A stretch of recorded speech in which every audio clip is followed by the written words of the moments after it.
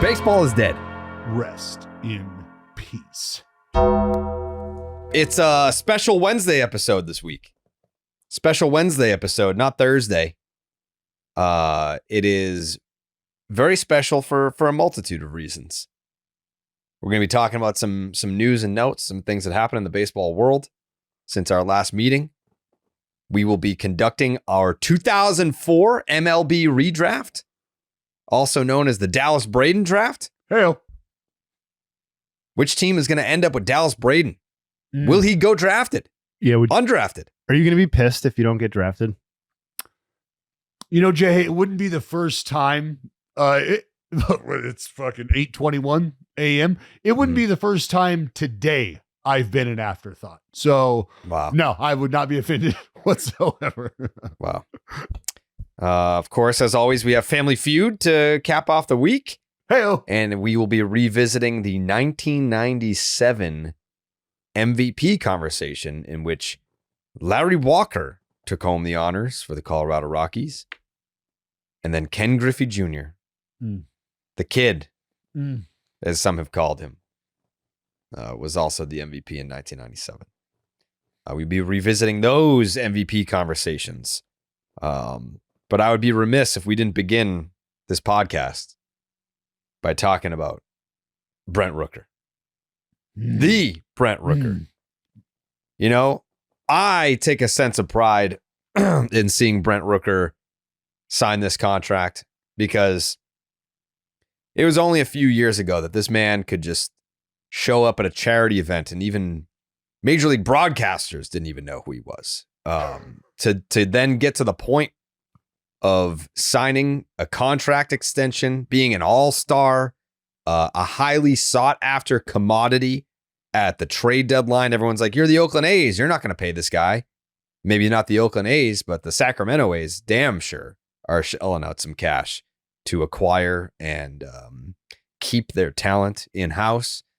So congratulations to Brent Rooker. Dallas, how do you feel as a Sacramento A representative? How do you feel about Brent Rooker saying this is where I want to be, right here in Sacramento? Well, it's I think first and foremost, it's probably a commitment to the group, right? And I think that's a player's perspective initially, no matter where that player is landing. So the commitment is to the group. I feel like this team can win. I'm a part of this team. That's what I'm excited about. Wherever we play baseball from that point on, he's a professional.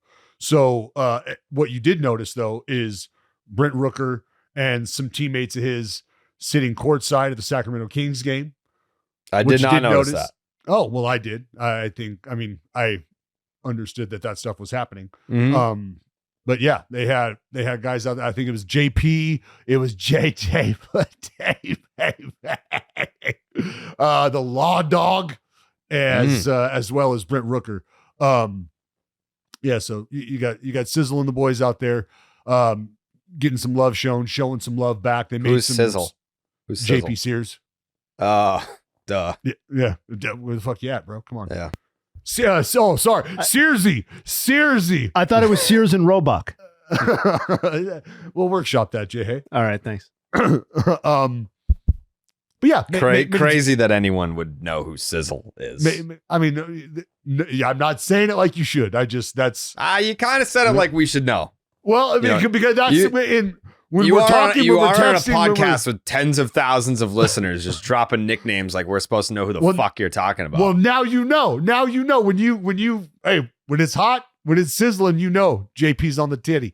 So that was good to see. But for Brent Rooker, man, I said this about Brent Rooker when he showed up, and we started to see the changes. We started to see the evolution.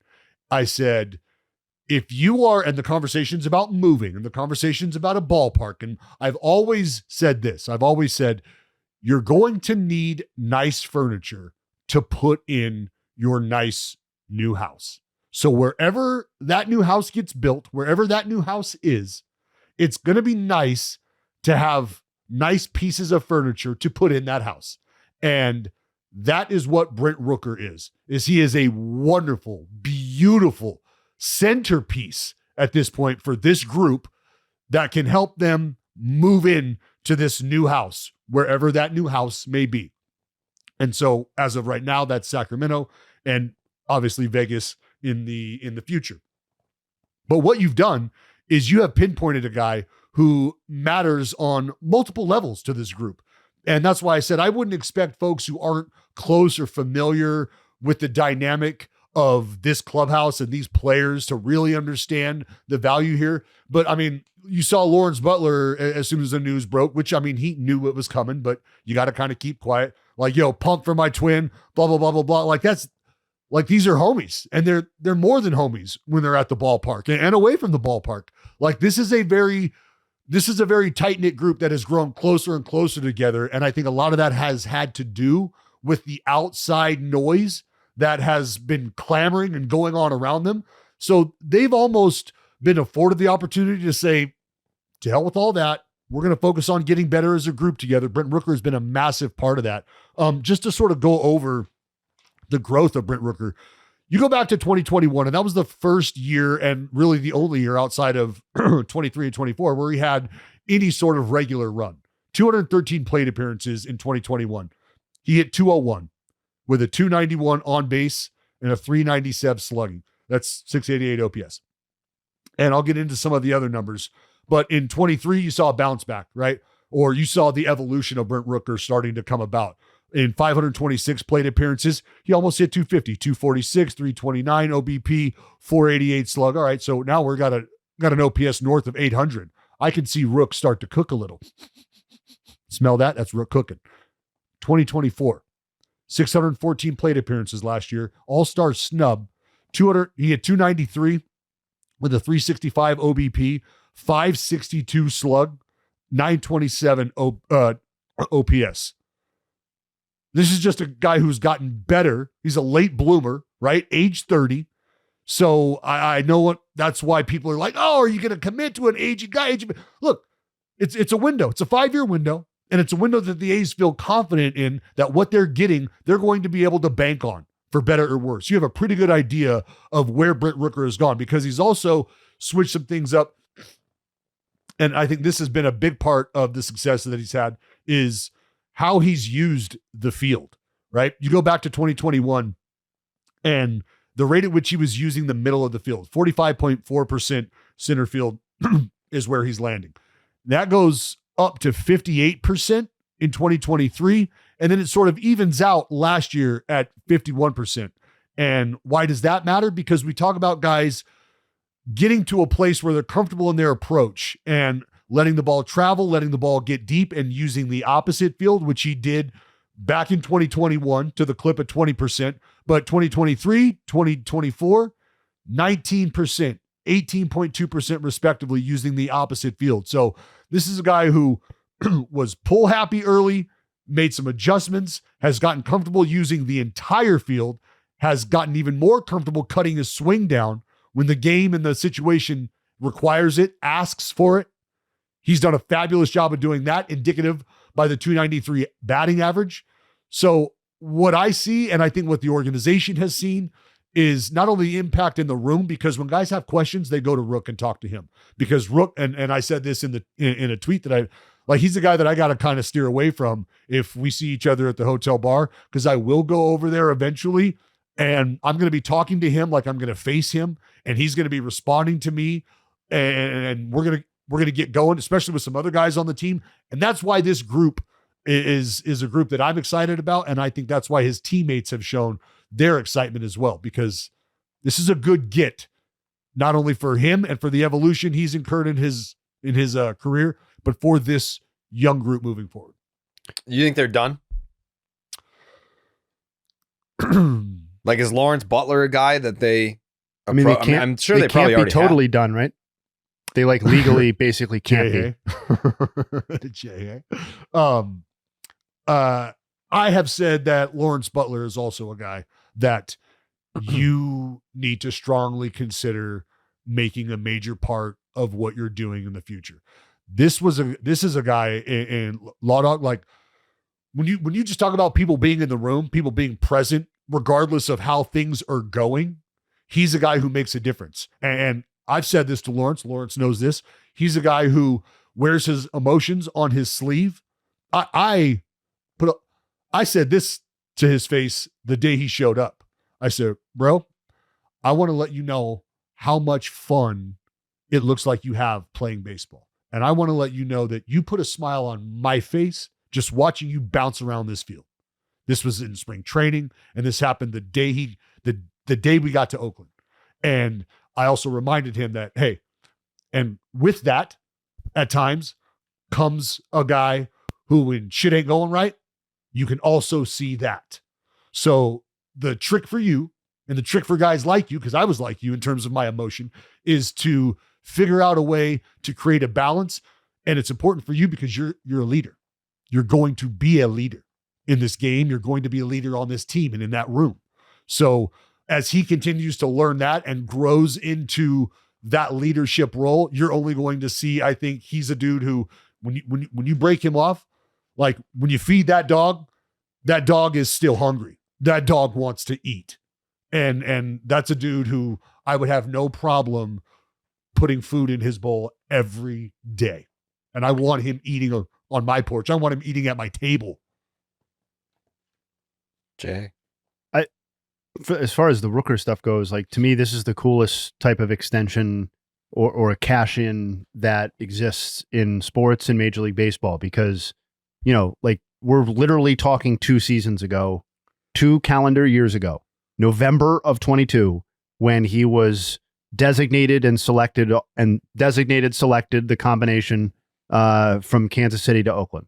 Like, that is, and listen, I don't have access to get to the guy's bank account, but per Baseball Reference, he's made about $1.5 million in his career so far from playing at the big league level. Like, this is fundamentally life-changing, I would imagine, for him, and changes the entire scope of what his Major League Baseball career could be. And to Dallas's point about being a late bloomer, like, his potential earnings, when you combined basically when he got to the big leagues, some limitations on him as a ball player, but mostly when he got to the big leagues, there is a cap to how much he could possibly earn in his career. And so, like, this seems like a great deal for the A's. In a lot of ways it is. It's also a great deal, in my opinion, for Brent Rooker.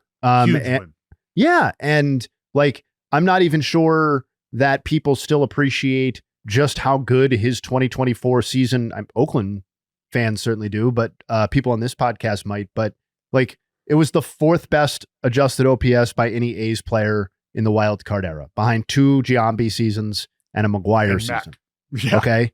And in terms of players last season, it was the 6th best weighted runs created plus by any player in the AL, behind only Judge, Soto, Alvarez, Witt, and Vlad Jr. Like, that's it. And so, yeah, are you getting an 8-year run with this player? No, you're not, but you're also not paying for that. You're buying out 3 free agency seasons. And I know it's hard in some ways for a lot of people to be in feel good mode about the about the A's and their situation moving forward. But if you just narrow it to, it is a promising player who's a late bloomer getting a payout that 2 years ago would have been unfathomable for this person. Yes, that's awesome. No, it's a huge, huge, huge player win. And again, what fans are going to continue, diehard Oakland A's fans, what they're going to continue to be upset about is that the spending is occurring in a place outside of Oakland. And you can understand that. For sure. You can still be mad about that. Indefinitely. Well, yeah. Not only can you be mad about that, I think it would just, you know, it just doesn't smell right if you also try to ignore that. Yeah. Like, that's not real. Like, they don't have a reason to be upset about that. I think from there, though, on both sides, you have to be able to move forward, meaning you can move forward being angry about this, and it's understood why you feel that way. And you can also move forward and say, you know what, I followed this team. I loved Brent Rooker as a player when he was in Oakland, because the chances are Brent Rooker took the time to sign your autograph, took the time to say hello and take the picture. I can promise you that. And so when you see a guy like that receive this, you're excited, you're happy, and you want to follow that, and you care about that. So I understand both perspectives.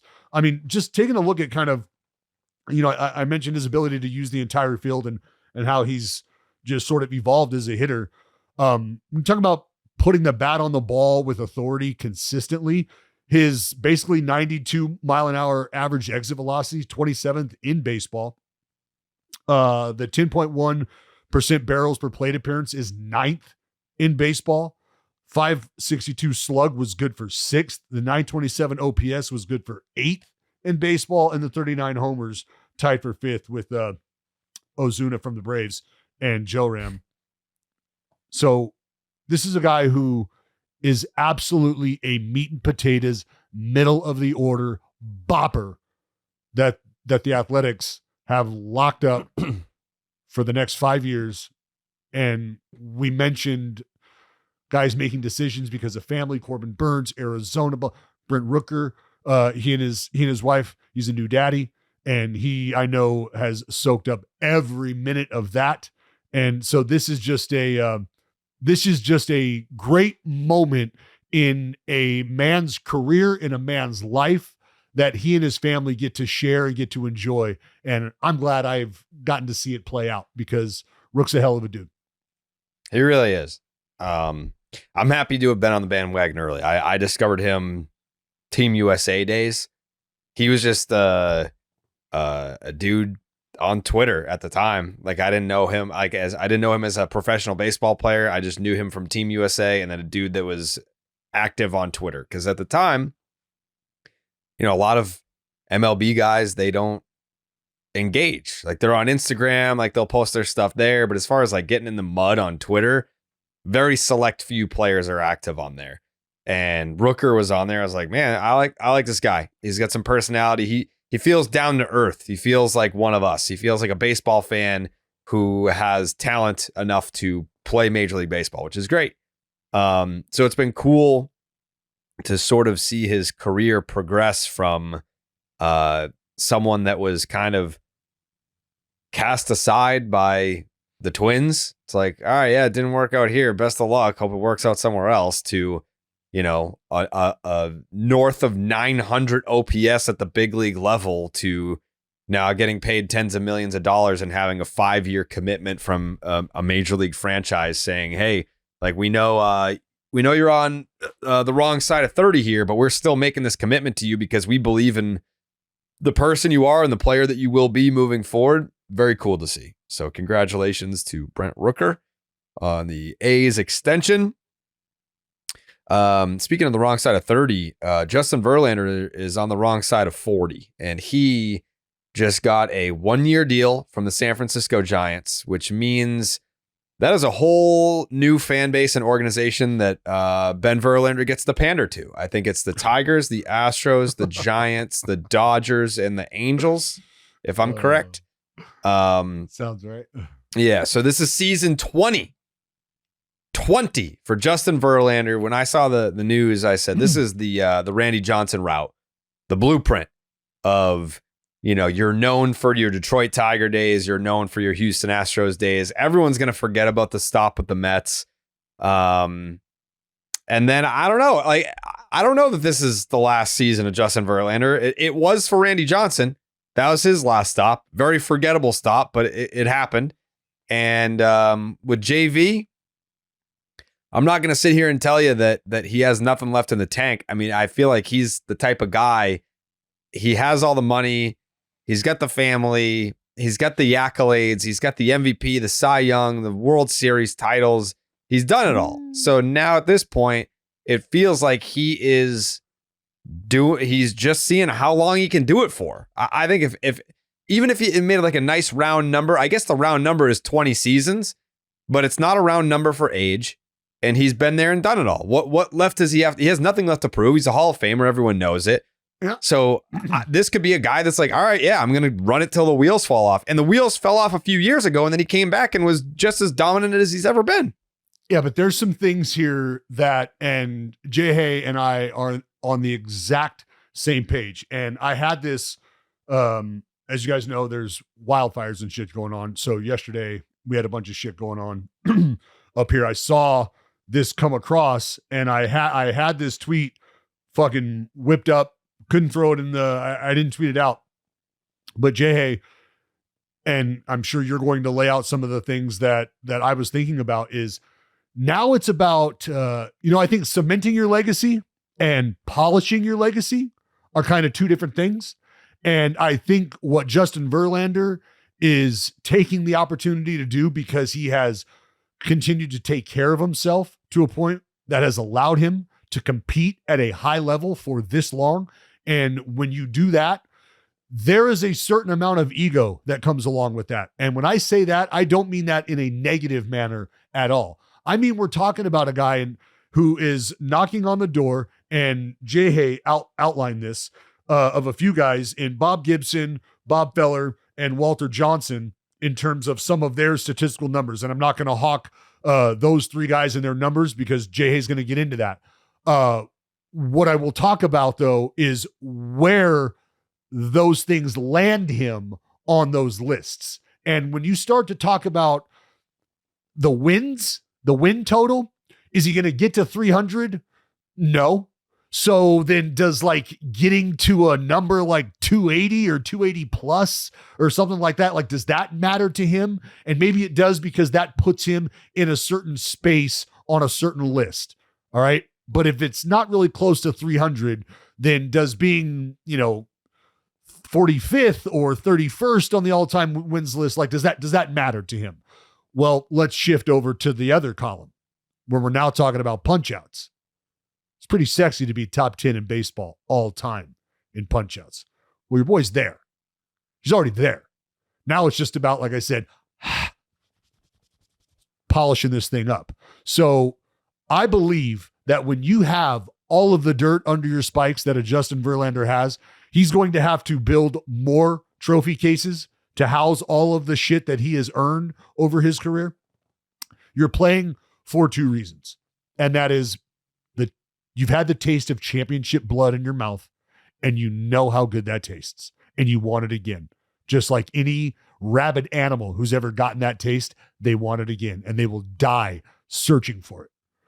And then the latter is what I've just outlined, and what JAYHAY will continue to outline, which is polishing the legacy in pursuit of putting yourself not just on lists, but in position on these lists that make you feel fulfilled and complete as a competitor.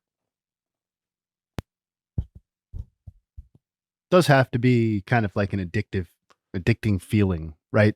Fuck yes, JAYHAY. To just know that, like, the guys within your sight are like the Bob Gibsons and the Walter Johnsons. And it's like, well, like, I can't hurt my legacy, because if he's bad again, it's just like over. Right. And that kind of just kind of takes care of itself, but it's a wrap. But like, I don't think so. If Justin Verlander has hold on, let me, if Justin Verlander has a 4.87 ERA this year, you don't think there's a team that would be like, yeah, sure, we'll give him a 1-year deal to come in and rub elbows with our young guys? And if that comes with 175 or 160 innings pitched, maybe. Sure. But last year came with 90 innings pitched and a damn near 6 ERA. Well, and here's the other thing. Like, to hell, I appreciate the ERA stuff, but to hell with that, because we're not talking about that. We're talking about different numbers. Like, he's not polishing. Clayton Kershaw is still getting jobs. Because he's a Dodger for life, and that ain't changing. And all right, so what if it's the Tigers? What if it's the Tigers? They're like, we want Verlander to come back, and we want our young guys to learn from him. This is about the numbers game that JAYHAY and I are talking about. Is the ERA doesn't matter to him. All right, the career ERA, whatever. That's why I brought up the wins. Is there a number in his mind that he would rather be sitting at on that list than the one he's currently at? And if you look at where he's at, and the pursuit of 300 is unrealistic. So then if that's the case, what is that number? But then you go to the strikeouts, right? And that's where we can talk about, well, you're already in the top 10. Do you want to start to challenge that and creep up? And like, that's so. Isn't the answer just to those just more? It's just more. Like, more wins above replacement, more wins, more strikeouts. I'm not saying he cares about WAR specifically, but like more of these type of things where, like, there's no way you can convince me that when Justin Verlander is sitting back and thinking about his career, eventually one of the things that he gets to is, I want to be the greatest pitcher of my generation. And I think with each tick more, that he probably thinks I'm cementing that even more. And it's not Sure. like he's going to some dog shit team. He's not going to the Marlins No. for some carnival parade, right? Like he's going to the Giants, who have real aspirations this season. And talk about intoxicating. You know what's intoxicating? Being offered $15 million for one season of work. Like Yeah. that alone is probably enough to convince him to keep pitching. Like he's made, per reference, over $400 million in his career. But this isn't a league minimum deal. This is No. $15 million for one season. And for a car aficionado, I mean, that's at least 2.5 supercars. This guy's got a fucking unbelievable garage.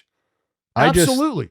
I love debating the Scherzer, Verlander, Kershaw, kind of like Greinke off to the side stuff. But when it's all said and done, he is very likely to have all of the counting numbers that matter in that debate.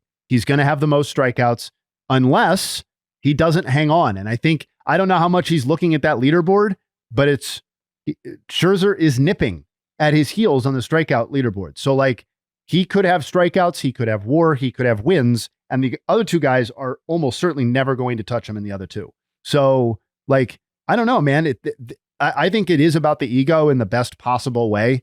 And I think to that end, why I think it's part of the best possible way is that I think there's I can outline all the troublesome trends with Justin Verlander, but I also think there's a coin flips chance that he is a meaningful add to the Giants rotation that has nothing but question marks outside of Logan Webb, who is awesome. But everybody else is either Robbie Ray coming back from long-term injury, or a largely young, unproven person who we can all be excited about, Hayden Birdsong, people like that, but almost no track record at the big league level. So Harrison. but Harrison was certainly a mixed bag last year, right? Yeah, it was. Yeah, there was a couple. Yeah, there was a couple. I think I'm not saying I'm out. I'm just saying there's room for Justin Verlander's 22 starts or whatever. And the first thing that I have typed in, I just pulled this up too. The first thing that I have in that tweet that I was going to fire off, the first sentence is a good ballpark to pitch in for the veteran. Here's why. Not only is it a great ballpark to pitch in, period, but if you're an aging veteran who's relied heavily on velocity throughout your career, but has figured out a way somewhat to start to navigate in the decline, this is a guy who's losing a tick. He's losing a tick on the heater. And you've got a short up left side of the infield with Willie and Chappie, and whether or not that provides more offensive production and help and support, that remains to be seen. I think you'd like to believe that lends itself to believing that. If he's able to stay healthy, what are we expecting? I have him. I would love to see 15 to 20 starts is what I'm expecting. Honestly, 15 to 20 starts. And it's because of the injury specifically, the shoulder. This is something that when that starts to bark at this age, that's why Max Scherzer coming back and throwing baseballs, I don't know, I believe it was a full tear. That's insane. That's freak type stuff. So for JV at 42 to be dealing with the shoulder fatigue and dealing with what he's dealt with, this is now going to be the first year maybe that he's had to enter knowing I absolutely have to fully take care of this new part of my body that I haven't really had to focus this much on prior, and getting that up and bouncing back. This could be him feeling this out for the first time. You mentioned the ballpark. I'm not going to outline all the stats about how his decline is in full effect, because it feels unfair for a guy who is in the Hall of Fame and as old as he is. Of course, he's going to get worse. But you mentioned the ballpark and some of his trends there. That's why this is particularly interesting to me, because one thing that has increased for Verlander last season was his home run rate, which was 3.8%, which was more than double what it was when he won the Cy Young and well above even his career average. He's going to a place that has suppressed home runs by park factor more than any other park in baseball over this last 3-year window. So if we're talking about maybe being forgiven on some of those Mm-hmm. upper center cut heaters that used to go by people that now get elevated. I got it. I got it. This is a great park. This is a great home park for that. So you get 12 or 14 of those starts. Maybe they come in San Francisco, and you lean into some of the stuff that way. I still think I'm not excited about it necessarily, but my expectations for Verlander this season are definitely higher than what Randy Johnson's swan song was in San Francisco. Still pissed he didn't come to Oakland. I had 51 waiting for him. My wrist was going to be icy. Yeah, I'm with you. My expectations are, I don't know. I don't think it's fair to say that my expectations are high, but my expectations are that he'll be better than he was last year. A 5.48 ERA, 90 in the third inning, 17 starts. I absolutely think he'll be better than that. Am I crazy? 15 to 20 starts? Am I crazy for thinking that?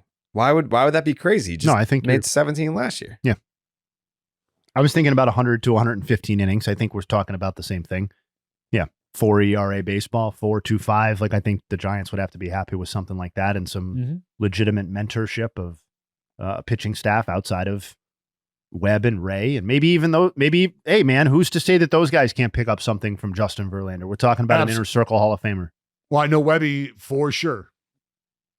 Pumped to have guys like that around. Pumped to have guys like that. And because it signals something, man. It does. And I know it might be an aging vet, but to guys who give a damn about having presence in a clubhouse and knowing that matters, and you're able to couple that with what Justin Verlander could potentially bring even at this stage in his career, that gets the competitive juices going.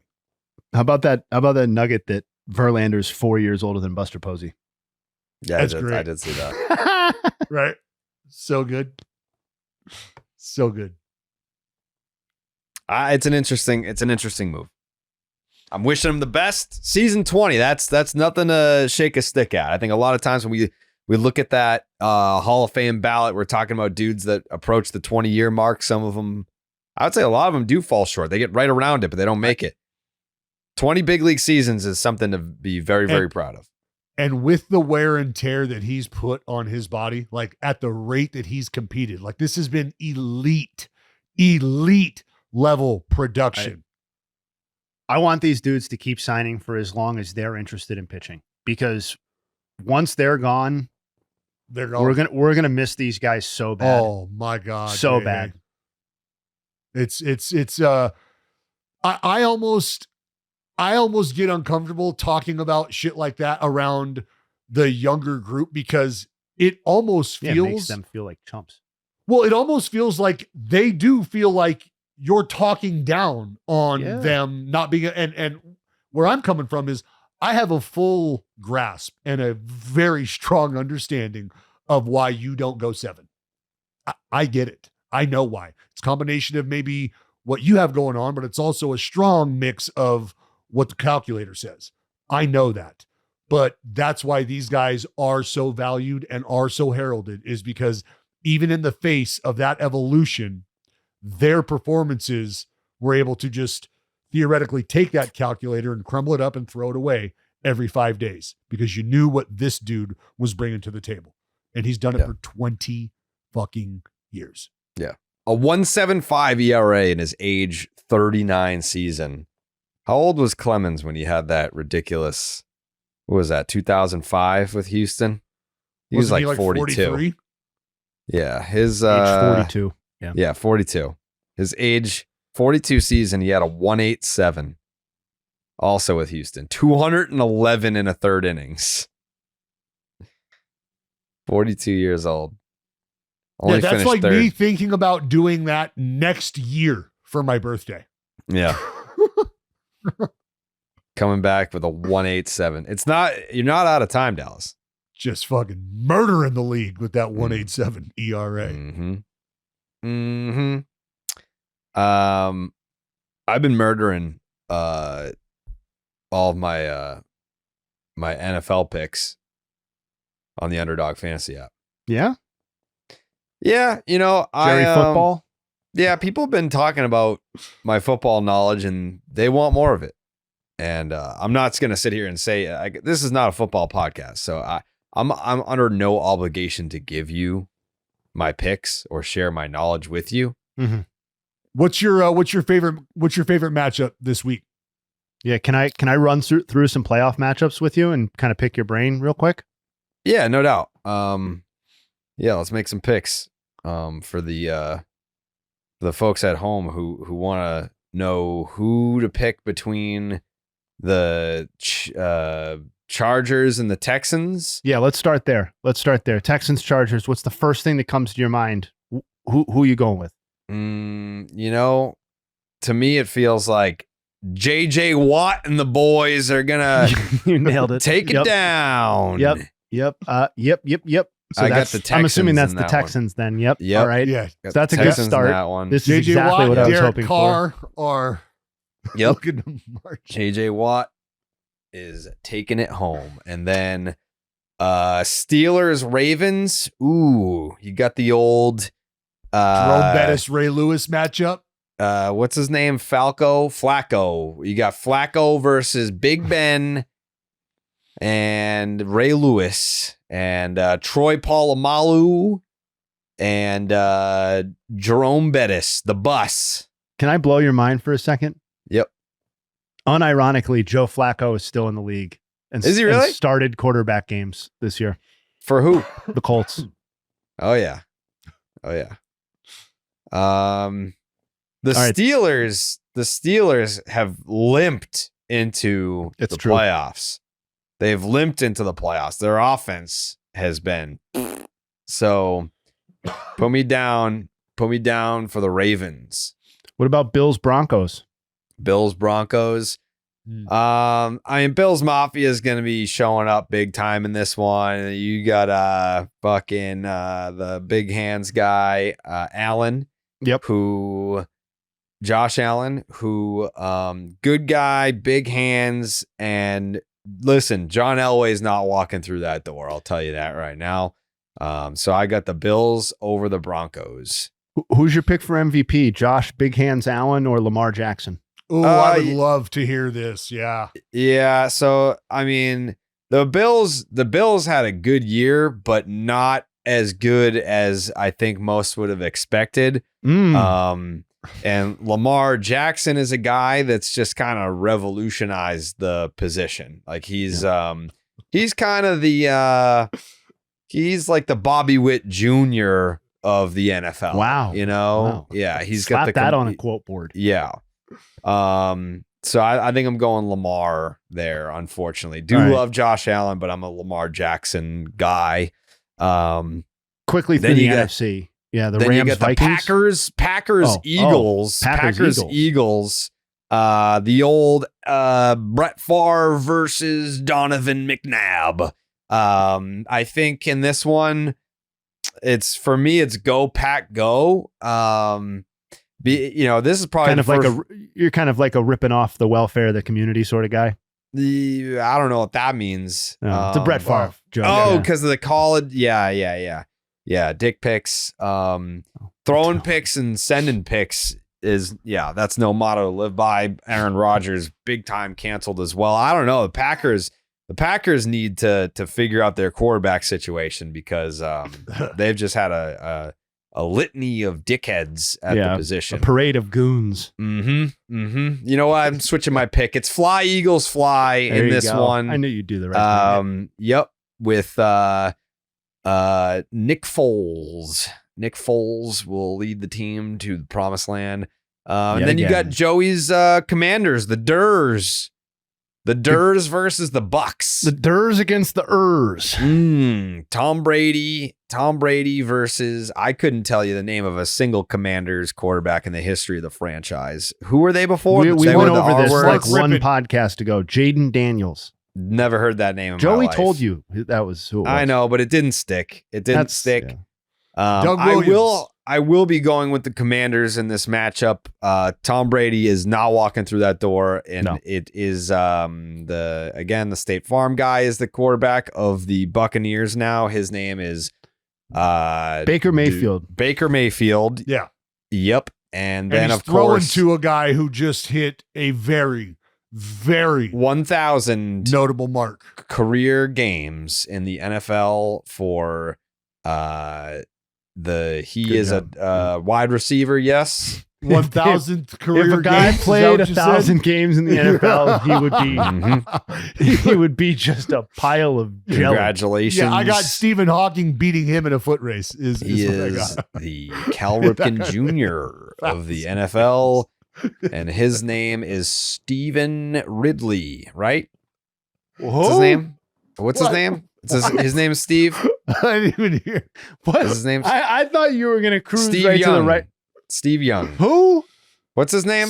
Who? Steve Young is who? Yeah. The guy that broke the record and everyone was happy. Mike Evans? Mike Evans. He Mike didn't Evans. break a record. He died. Jesus. He What just got happened? 1,000 yards again. You're a zoo. 1,000 Something about yards 1,000. receiving again yeah. for like the 9th straight season or whatever. Yeah, so I thought I knew it was something with 1,000. Steve You were close. The Vikings and the Rams. Another Brett Favre showdown. True enough. Jared Goff Yeah. is the quarterback of the Rams, yeah? Kurt Warner. Kurt Warner. Loser of the 2001 Super Bowl. No, what's No, the, it's actually, joking aside, it's Mark Bulger. Related to Whitey. Oh, yes, he can't. son of yeah. Whitey. Son of Yes. Whitey. He's canceled too, right? Which one, Yeah, Mark or well, Whitey? he's dead. He was killed in prison. So officially canceled. Yeah. Jared Goff is the quarterback of the Rams, yeah? No. He's not? No, he's the quarterback. See, this is where it gets tricky. He used to be the quarterback of the Rams. Yep. They then gave up on him, Okay. traded him to the Lions for Matt Stafford, who is / definitely was better. Clayton Kershaw's friend. won a Super And Bowl. then the Rams won the Super Bowl with Matt Stafford. Yep. And now Jared Goff, however, is the quarterback of the Lions, who are the Lions. number 1 overall seed. Yes. So it's kind of like a division. win-win trade. Hell of a division. The Vikings. Conference. The conference. No, division. The fucking Well, they're- Packers. The Packers, the Tigers, and the. Oh, I thought you meant the Rams and Vikings division. No. Vikings, Packers, and Tigers are in the same division. and Vikings, they're all Packers, very good. Lions, and the Bears. Yes, are not and they are. Yes, but those three aforementioned teams are having a hell of a season. Yeah, it was the Vikings are the first 14-win team to not win a division. There you What go. was it? Oh, Chris Everett. That's who I was thinking about. The Rams Who got mad quarterback. at Jim Rome? Yeah, who fucking body slammed Jim. Yeah. Rome. We didn't body slam him. He went after him. He fucking tried tackled to him. like flip over the table or whatever. Hey, Yeah. I've always said, credit to Jim Rome. Credit to Jim Rome in that moment. Because he called you it. He said it. Call me Chris again, or whatever he said. Say that again. Still See if I Frank, don't. He did it. still Frank Caliendo's best impression for my money. Jim Rome. I think I'm going. I mean, I know I'm going Vikings here. This is an easy Vikings win. So Vikings, Commanders, Bills, Eagles, Ravens, Texans. Nice. All right. Yeah. Well, we'll revisit that next week. Yeah, I'm pretty confident I'm going to do well there. And you will too. Making picks on Underdog is straightforward and signing up is even easier. Just head on over to Underdog's simple to use mobile app or underdogfantasy.com. Sign up with the promo code Jared. That's JARED. And Underdog will give you a free pick to use on your first cash pick'em entry, plus up to $1,000 in bonus cash when you deposit. That's Underdog Fantasy, promo code Jared to claim your new customer special of a free pick and your deposit offer. I'm actually going to punch those picks in for real. You know, if Yeah, I I mean- put those all in the same time, I could probably earn a pretty penny. Yeah. That's a girthy parlay. Yeah. I feel like I could, I'm going to do that. I'm going to do that, fellas. The Reds, we had, correction from last pod. I had no idea what the fuck was fucking going on. guys. So I believe at the time of the trade, we were doing the empty ballpark tour, and I just saw Dodgers sign Ha-Seong Kim. Like I saw that on my phone. I was like, oh, and then I just went back to what I was doing and never said it out loud. So no one corrected me. And then I was talking about it on this podcast. No one corrected me. So I saw it really quick when I was in the middle of something and just assumed that the Dodgers had signed Ha-Seong Kim. Well, they kind of did. I mean, it's not Ha, it's Hi. It's Ha-Seong Kim? Yeah. Well, Ha-Seong Kim. well, no one here fucking said that. So you guys are just Well, as guilty. well, No, I mean, I'm not just as guilty because No, we knew who we were talking about. Like that. That's why when we were talking about it in the chat, I was like, Mhm. when did you, like, what did you say? And the only thing that Yeah. would have given it away was your assessment about You the guys are Xander Bogaerts. Throwing me to the wolves. you brought it No. up. I'm not throwing you to the wolves. And I tried to help you. No, I was accountable. I was accountable. I You had to were be accountable, but that's fine. And I'm not doing anything to you. no one threw me a life raft. I I threw did the throw life you a life raft by discussing the correct guy. Yeah, but like The I link didn't to the discuss signing was in the correct rundown. guy, and no one saved me. I didn't link to Ha-Seong Kim's page. Oh, see, it's because you're looking at the general pop rundown that Joey and I get. You were looking at the super secret rundown. No, I'm talking about Gen Pop. You know, guys, I used to trust you. You know, I used to believe in you guys. So bad.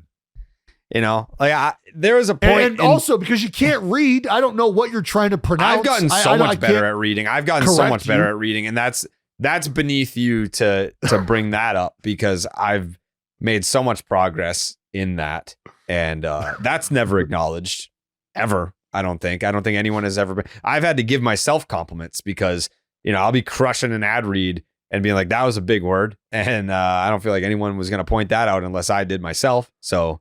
What are the two words in the hair? Minoxidil and finasteride. You know what? You don't know. You act like you know what those words are. You don't. Well, I'm fucking taking it back. I was just getting ready. What are you gonna say? All right, say it. Say it. No, I deserve it. I deserve it. I deserve it. No, I deserve it. No, you deserve this silence, huh? Wow. You could use some fucking minoxidil, dickhead. Buddy. Oh, by the way, fucking update. Yeah. Pal. It's kind of like if you I can't fucking wait for this. It's kind of like if you take your car to a shop, right? And you're like, man, it's been a while. Wonder how things are going. Can you send me a progress pic? Can you send me an update? Like, I got to look at the rug. I got to look at the haircut. That's going to be coming on. Oh, I think I got like 2 weeks. 2 weeks and that bad boy should be in. And your boy's going to be coming correct with the fucking curliest of cues. Oh my God. Is it, what's the shelf life on these things? Can you wear them basically until they fall apart? Like poor Vita, Holmes. Yeah. I mean, like some for life. Some, yeah, there's, I think there's, I don't know, probably like a 7-year piece, maybe. I'm getting an interesting call right now. I kind of want to pick it up, but I can't on the air. I mean, sure you can. Just hit me up. Nah, I can't. It's interesting though. Let me just at least send a text to be like, we're doing the pod. I'll call you back after. Well, maybe it's something that we can talk about right now. I mean,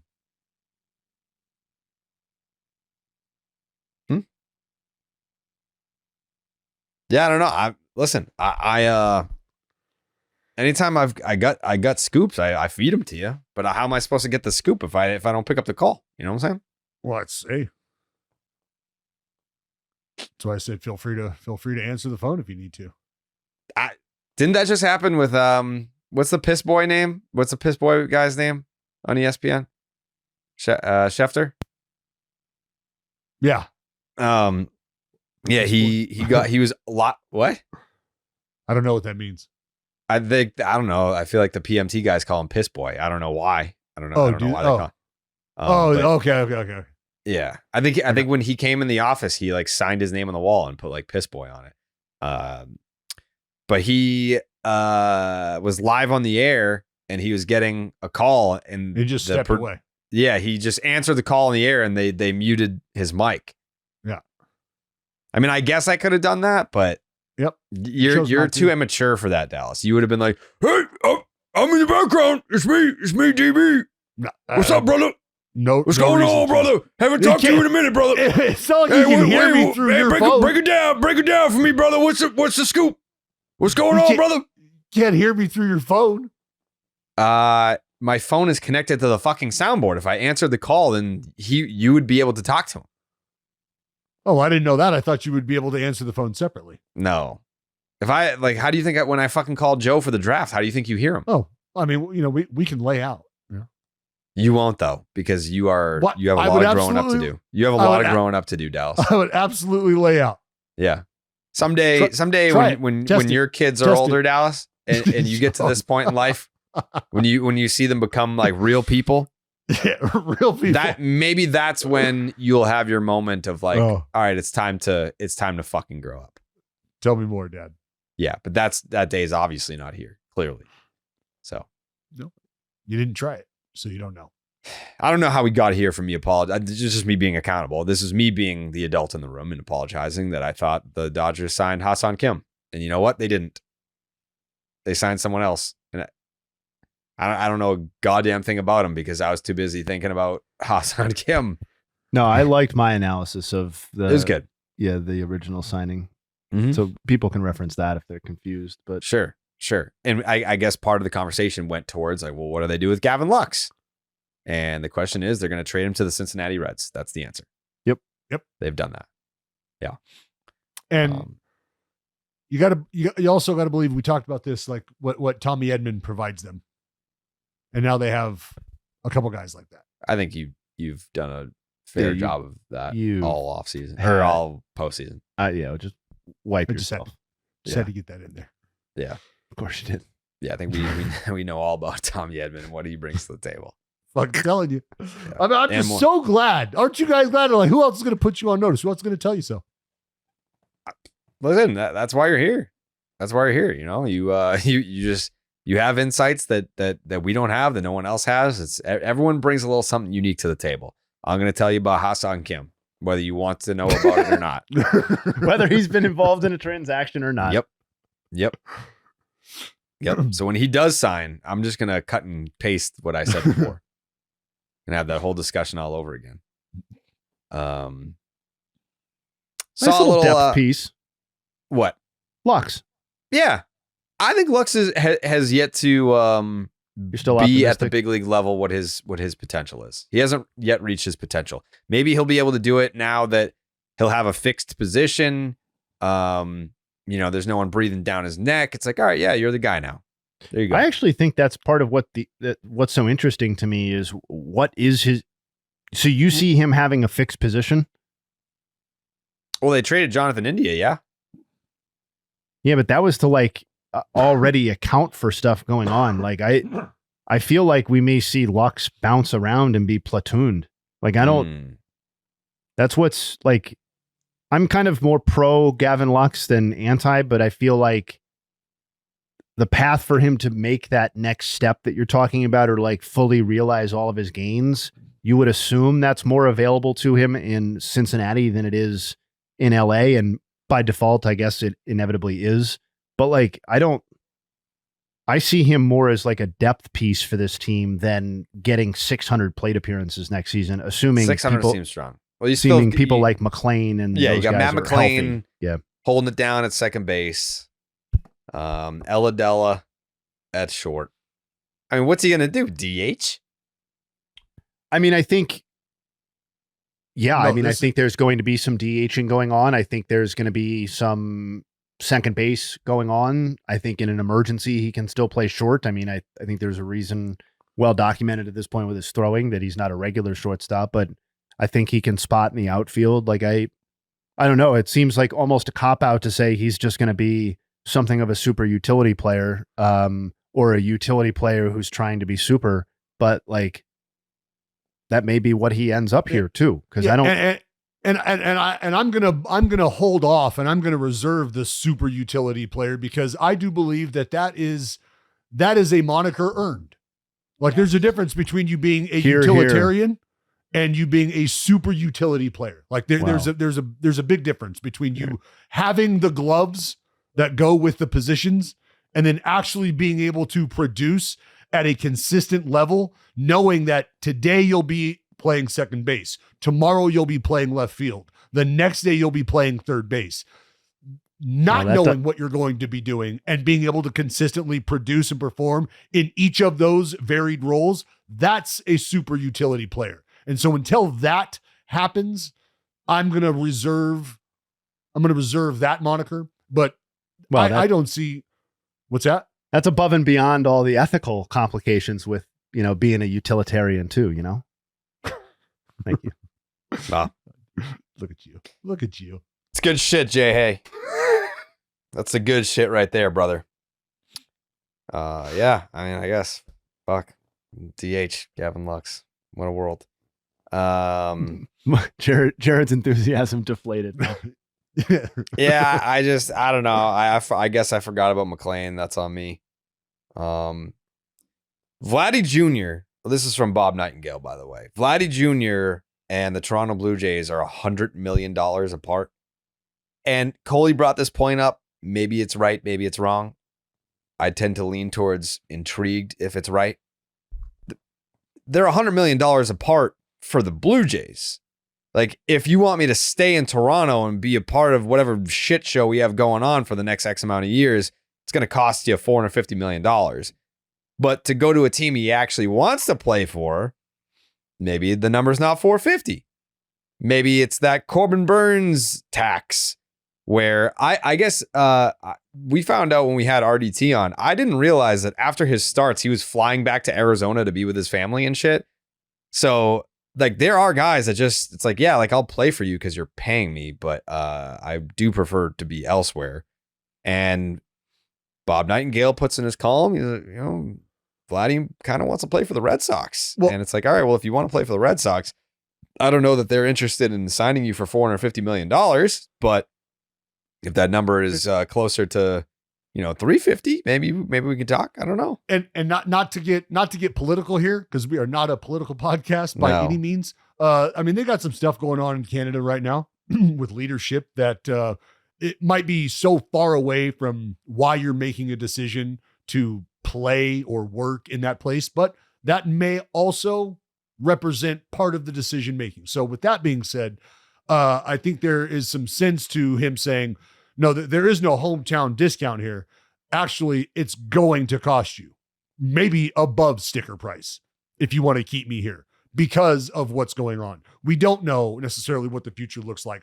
It's clear that you've had a difficult time bringing in free agents. What about that is going to change if I'm the guy who gets locked up here? Am I going to be on an island here? Is Bo hanging around? What is the game plan moving forward? And I have to believe, don't he and Poppy have a good relationship? Yeah. Yeah. And I have to believe that worked out great with Soto. Well, and look, I don't want to get into the weeds on this, but like, is the relationship between Poppy and Soto as strong or stronger? Yes, than stronger. The relationship? Yeah. So then, if that's the case, yeah, hang with them, Boston. That's tough, but maybe Poppy's able to sort of influence that train of thought with Vladdy to an extent. I think Vladdy's looking at like, look at the damage I do at Fenway, and I'd love to be in the Hall of Fame someday with my dad. That'd be cool. Oh, what ballpark best fits my swing? Oh, Fenway.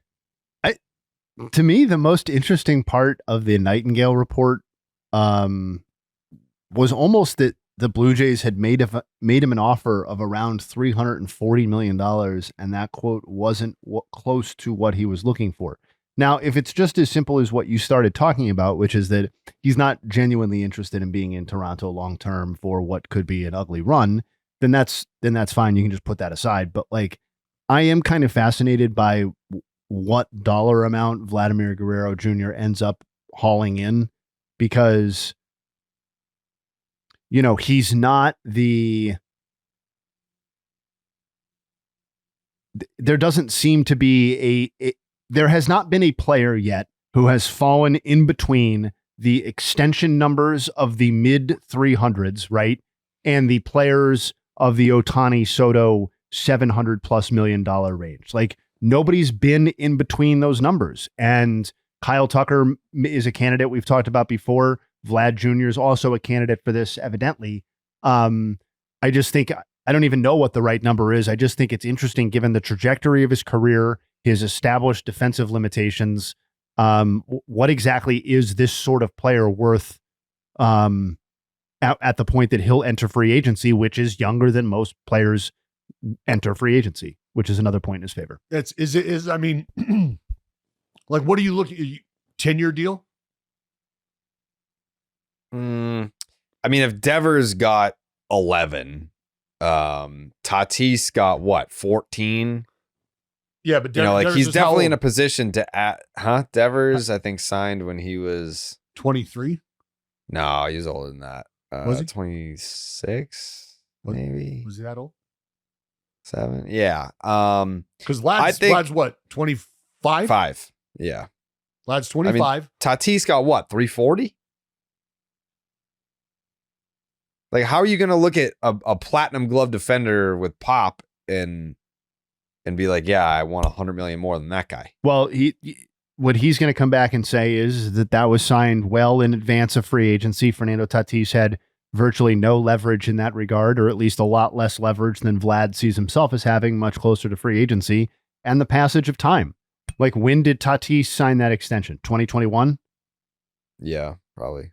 So by the time Vlad is really getting down in the dirt on his extension, we're talking like 4 or 5 years have passed. It only goes up as far as these guys are concerned, and the Players Association is concerned, and rightfully so. Revenue's going up. So, like, that's what he's going to say. Like, I obviously would rather have Fernando Tatis inked to a long-term deal for the broad base of skills reasons that you alluded to, but he's also going to look at, like, I just think there's going to be some precedent set in some ways that's like in the sub Soto Ohtani class that I just find interesting, because these players are inevitably more flawed, great players, admittedly, but flawed players than guys with essentially no holes to poke in Ohtani and Soto. Like, perfect free agents don't always come around, and those guys are, for all intents and purposes, perfect free agents. And these guys are not quite those players, while still being enormously valuable. And where in between 350 million and 650 million do these types of players fall, and which teams are going to step up and be comfortable with that? The defensive viability is a major factor in this case, specifically for Vlad. That you have to know that, right? You have to know that what you're signing him up for is basically a second half full of DH duties, whatever extent of the career you're looking for. And that can still work. There are plenty of big numbers where that can still work, particularly for a team like the Red Sox, where paying a DH $35 million a year or $30 million a year on the back end is not necessarily a crippling venture. But the problem there, though, JAYHAY, is now you essentially have two guys who would be playing the same position. Yes. And then asking them to take a back seat and play the same position that they would be playing if so. Hey, I don't know. Maybe Vlad can help you out over at first base, and that allows you. There's a lot going on there, but I do think that, yeah, it's tough for the Blue Jays to be in the spot they're in right now. It feels like they're watching these guys walk away. They're allowed to have the conversations about keeping them and talking to them, but it's just not going to happen. No. And with Vladdy, it's like, yeah, I mean, go get your bag, but the looming factor here is inevitably going to be, is Pete Alonso a Met or not? Because if Pete Alonso is not a Met, then Steve Cohen's going to go in and be like, 450? Sure. Yeah, whatever. Done deal. If Pete Alonso's a Met, then you're going to have other teams being like, well, 450, sure, I guess that, shoot for the stars, but what precedent do you have to ask for that? There isn't one. There isn't a benchmark. He would have to be the new benchmark, I suppose, for his skill set, his age, entering free agency for his position. He would be setting a new benchmark. There would be no precedent set before that. So we'll see what happens there. The Yankees are discussing a Luis Arraez trade so that he could play for 6 teams in 6 years, whatever it is. something absurd for a player of his skill set. Man, does he move teams quite a bit. Is the Yankee fans would probably still tell you that if they do acquire Luis Arraez, that you know, not passing on, but losing out on Juan Soto, almost it ended up better because look at what we ended up getting. It's like, I don't know. We've had Luis Arraez discussions in the past and how we value batting average in today's world, and a guy that basically can't play defense. He's not much of a defender. And he's not a guy that's going to slug much. And it's, I can't even say a modern day Ichiro because Ichiro has 10 gold gloves. Like he's just, he's a guy that hits a lot of singles. And I don't know, like the batting average is sexy, but then you look at everything else and you're like, all right, yeah, I guess, you know, and teammates love him, you know, good vibes guy, no doubt. I don't want to borrow a line from Tyler Milliken. I don't want to crap on the guy, but, I mean, how much better does Luis Arraez make the New York Yankees if they pull off this deal? Marginally. I think it makes them like 2 wins better. I think it's that sort of upgrade. I don't think this is a 5 or 6 win upgrade. Arraez has never been that sort of player. Assuming the price was in check, and by that I mean not very high, I think this could be a fine acquisition because I do think his bat to ball skills, I think he is a player that is worth having. Before we get into the conversation of whether he's the modern day Tony Gwynn, it does feel imperfect though, as a fit, because my guess if they acquired Arraez is that you would then shift Jazz Chisholm over to third base and Arraez would play primarily second base. I'm not sure that I want to be relying on him for everyday second base defense at this point. And if that also makes Jazz marginally less comfortable defensively, I don't know if that shifting around is necessarily worth a great price. I know he can play and did play first base. You just signed Paul Goldschmidt. I get that there can be some mixing and matching, which is why if the choice is have Luis Arraez or not, I would choose have him. But I don't think it's like I saw they were in the mix for Gavin Lux and some of these other kind of lower tier second base types. I think it's a little better than that. I don't think it's part of the equation when discussing the missing out on Juan Soto.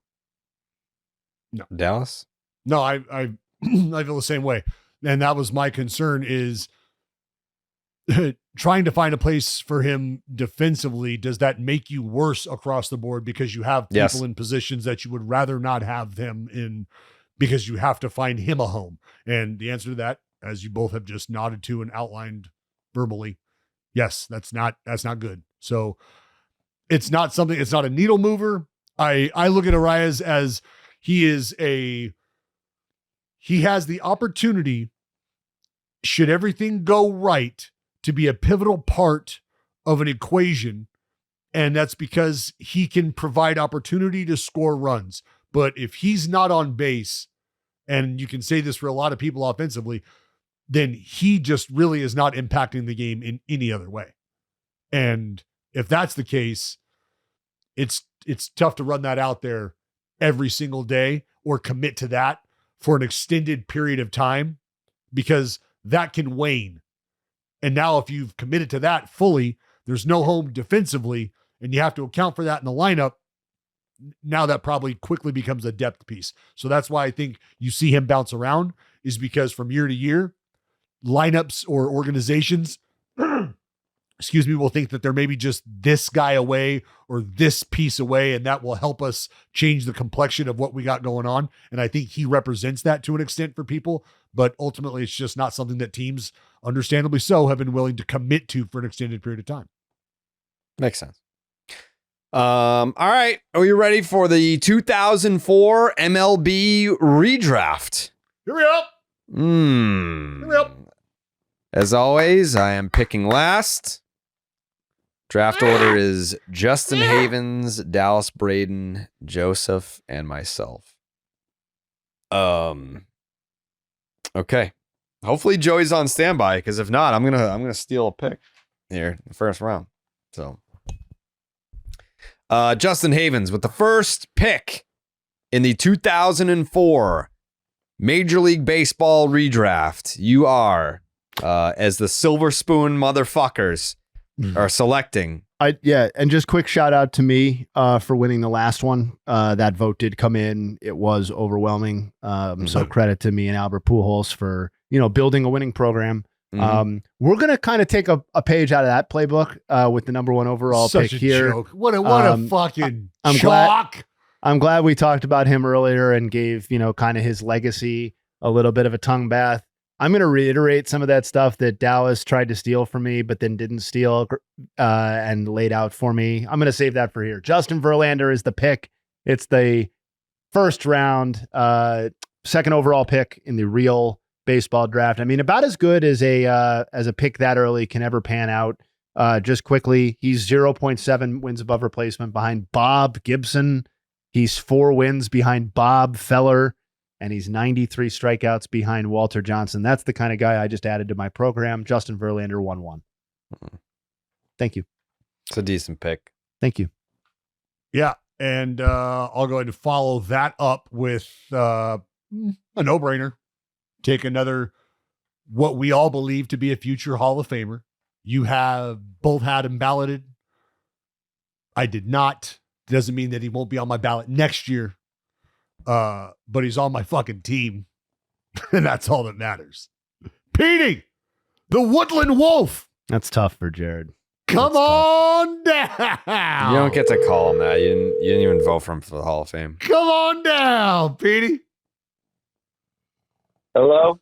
Joseph, What's cracking, bro? the first round, 3rd overall pick in the 2004 MLB redraft. The 3rd overall? Mm-hmm.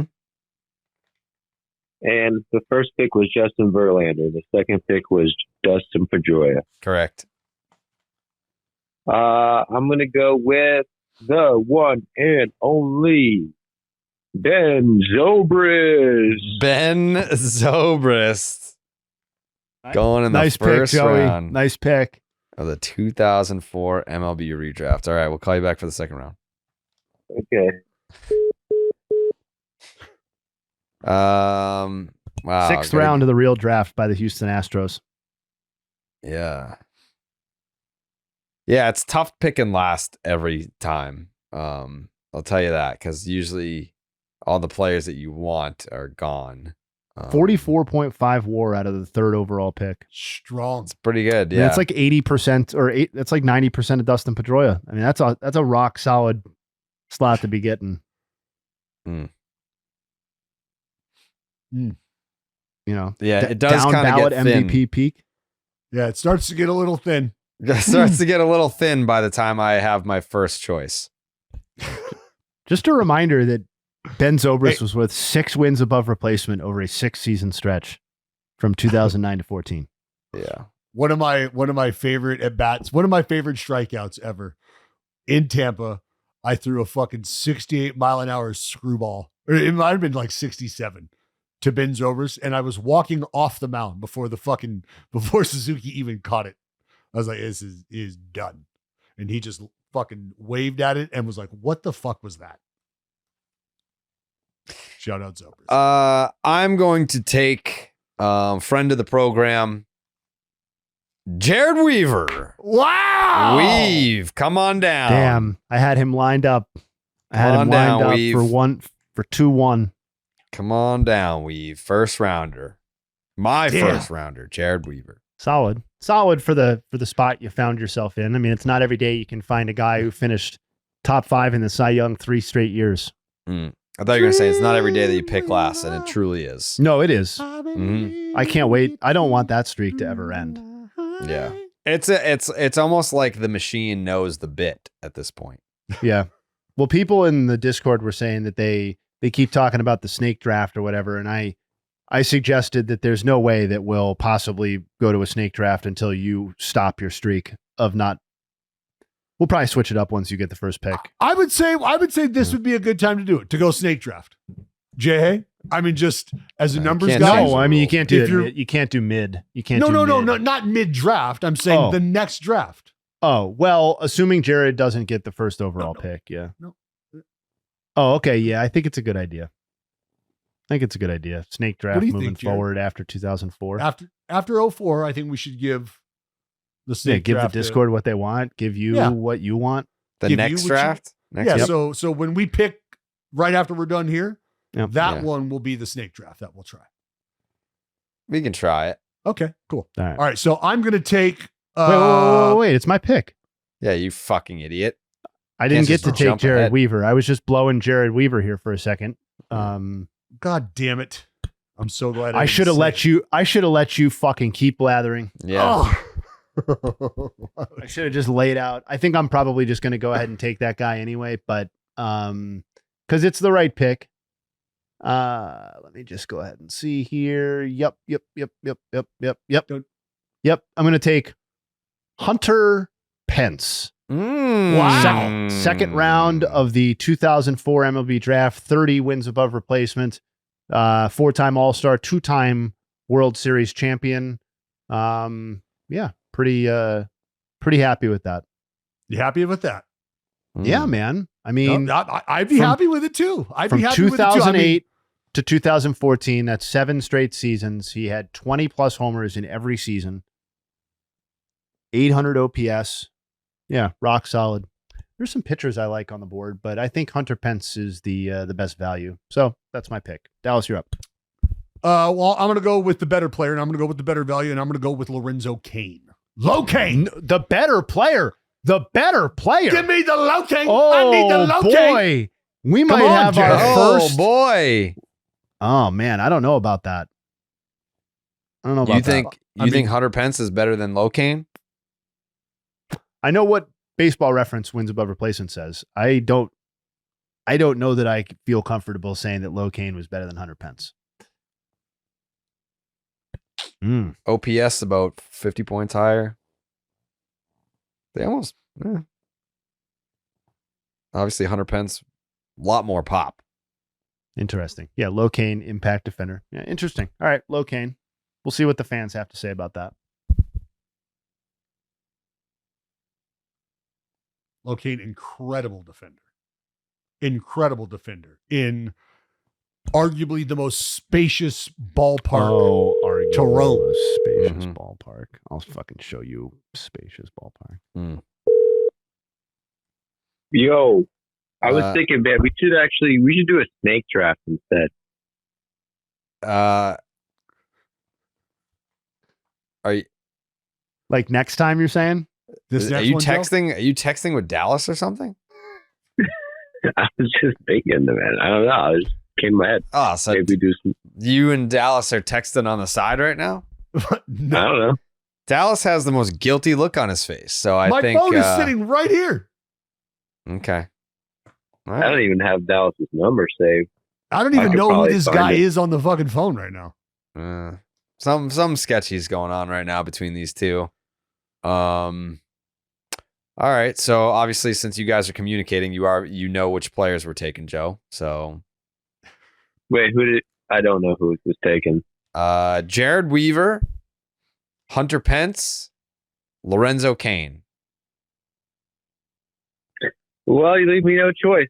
I'm taking Dallas Braden. And Wow. If anyone wants to make a trade, they Come- can talk to me when my next pick is here. So if anyone wants to trade for Wow. Dallas Braden and they want to give up one of their players for Dallas Braden, you know where to reach me in the next round. Thank you. Wow. All right. Wow. That is some absolute bullshit. wow. That is Good GMing by Joey.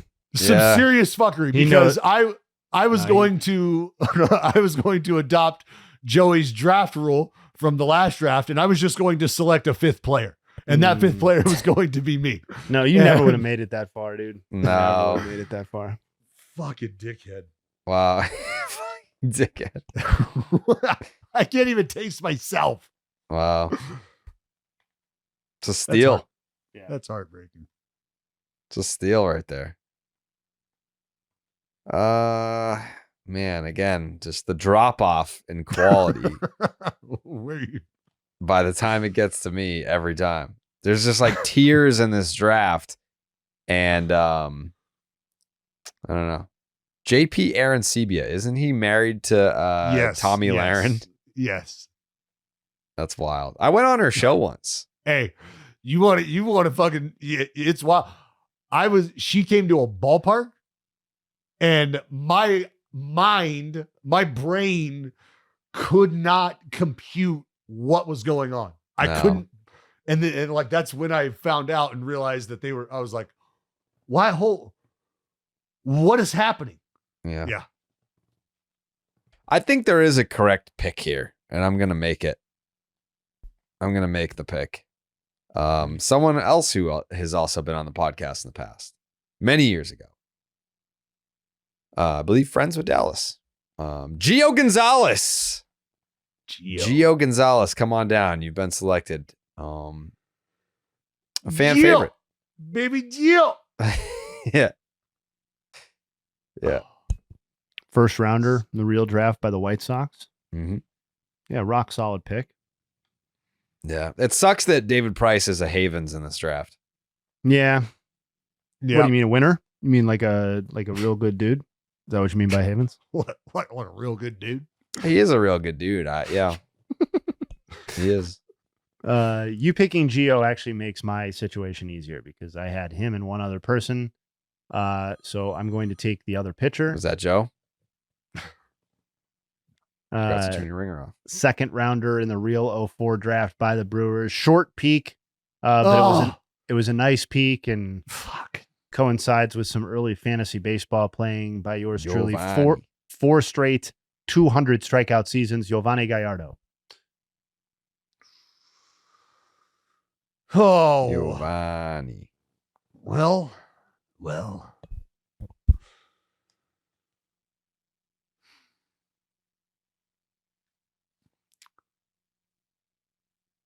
Dallas? Yeah, I don't.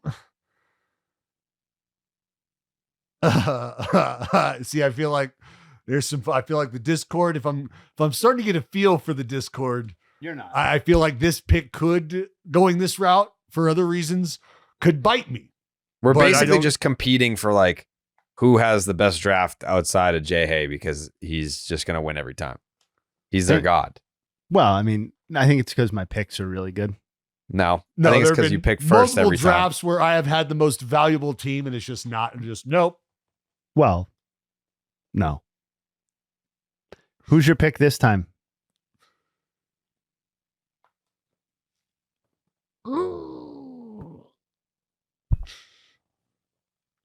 This is a man who I was drafted with. This is a man. I mean, all of these people were men you were drafted with, Alice. No, I mean literally Every with, single like, one of them. the same team. Mm. Johnny Bench Award winner, world champion. We're talking about a guy who was a walk-on at Cal State Kurt Fullerton, Suzuki. a baseball powerhouse. Think about being a walk-on at a baseball powerhouse and going, I just want an opportunity. Mm. And they say, well, I'm not too sure, man. You know where you're at is Cal State Fullerton, bud. Says, I just need a chance. Let me show you what I can do. And that walk-on becomes an All-American who becomes a Johnny Bench Award winner who turns that into a 15-year big league career and a world champion. Kurt Suzuki. Kurt Suzuki. That's the pick. Bit of a reach, but No. disrespect to Mr. Suzuki. He had a good career. Yeah, it was fine. Johnny Bench Award winner, I heard. Drafted with Dallas Braden as well. Yeah. Gio State. Gonzalez, Yovani Gallardo, and Kurt Suzuki.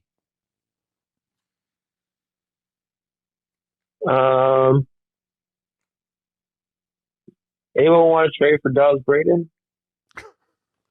I'll trade for Dallas. I'll trade Braden. you Yovani Jo- Gallardo for Dallas Braden. Talk to me Yeah. next round, Joe. Yeah, who do you want, Joe?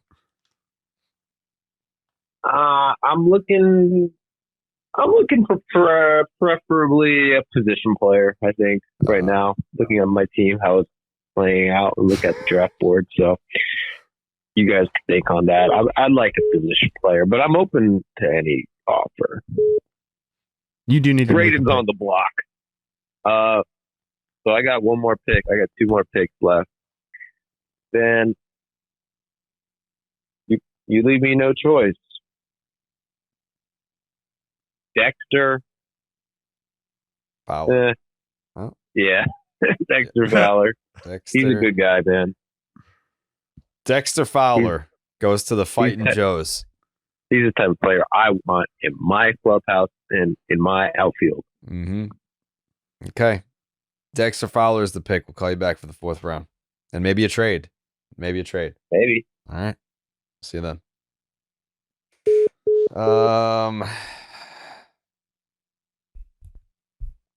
Okay. Todd Frazier is a Havens in this draft.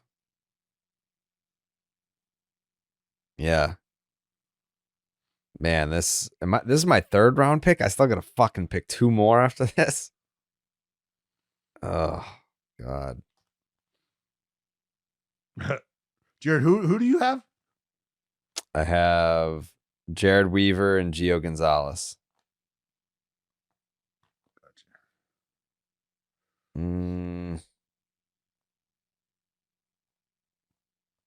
Man.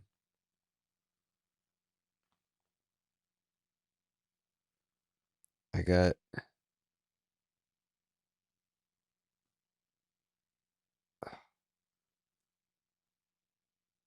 Yeah, this is tough.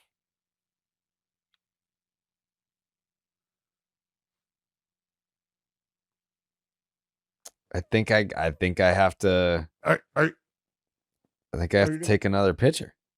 oh, wow. No way you're doing it. The Lesty? I think I gotta go J Hap. The Lesty? Give me the Lesty. I think I gotta go J Hap here. All right, J Hap off the board. That's a war reach right there is what that is. That's just a war reach. I mean, That's all that is. It's fine. That's fine. That's cute. I'm having an it's your Angels strategy draft. out of the 4th spot. I get it. That's fine. I'm in a tough spot. Like I'm not getting blue chippers in my draft position. No, you're getting crumbs, pal. Right. No chips. Jay. Torn between 2 bats and a starting pitcher who was highly regarded, but didn't make as much out of himself as I think a lot of people thought. I'm going to go with the bat, though. Now the question is, do I go with the guy who gave 2 wins above replacement for 7 straight seasons? Do I go with the guy whose peak was maybe just a wee bit higher? I'm going to go with my heart, and I'm going to go with the better nickname, and that is Country Wow. Breakfast. Wow. Billy Butler to round out my squad. Good Billy Butler. 100, It's a good pick. 130 OPS plus over a 4-year stretch from 2009 to 2012. It's a good pick. Billy Butler. I support it. I ship it. Well, I already have my last pick in the queue. do you? Mm-hmm. I know who Dallas is taking. Such a basic. Or do you want to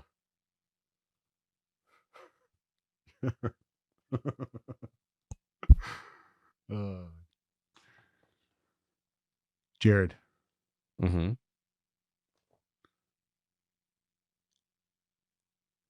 cue my music.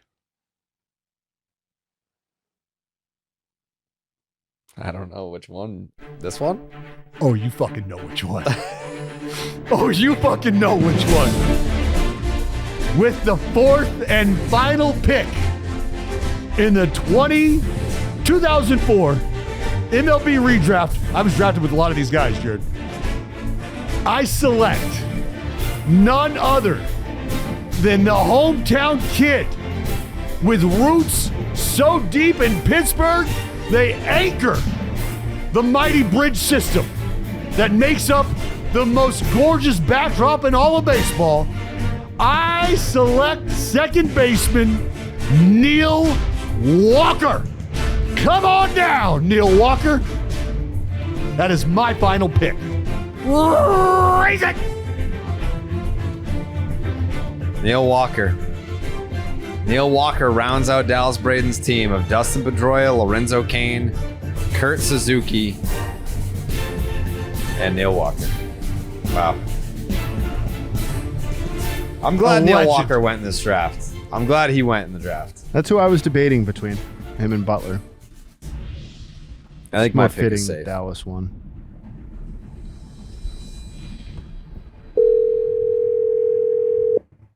I was worried Dallas was going to take my guy. Joe? Yes. Last pick in the 2004 MLB redraft. Well, you're the last pick. Well, it's your last pick. Oh, by the way, I think that's unfair because you're always picking last. If you would hit me up, I would have let you go third. Ah, shit. If no one wants to trade for Dallas Braden, what the fuck? I'll trade for Dallas Braden, but I only have arms right now. I'll trade Billy Butler for him. Dude, that's not fair. He's way better than Billy Butler. Oh. Joey, check Joe out this. Butler. Joey, check out this deal. I'll trade you Giovanni Gallardo and Billy Butler for Dallas Braden and Dexter Fowler. Wow.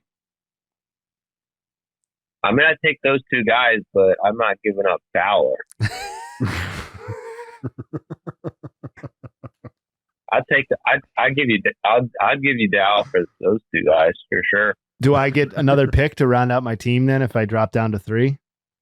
And that means Joey would be done. Yeah, you get to pick. You get a free agent. Okay, I'll do that then. Okay, well, anyone else want to counter that? Vote. Come on, pie's bitter. Nobody else can offer that package. Oh, I'll give you Jared Weaver and Gio Gonzalez for Dallas Braden. That's a good offer. I mean, I'm going to consider that one for sure. Yeah. But let me give Dallas a chance because I don't want to be unfair. Yeah. yeah, I can. Give him Dustin Pedroia. I can reasonably see me parting ways with a Kurt Suzuki and a Neil Walker. Oh man, I mean, Jared's offering Jared Weaver and Joe Gonzalez. I know, Joe. It's just I'm a little strapped for war right now, and if you could, you know what? How about this, Joe? If you could do that and then send over that 5th pick that you had in the last draft, then I would feel comfortable making like a I could probably go a Kurt Suzuki low cane. That's again, if I get Dallas as well as this pick that you have, and then also the 5th pick.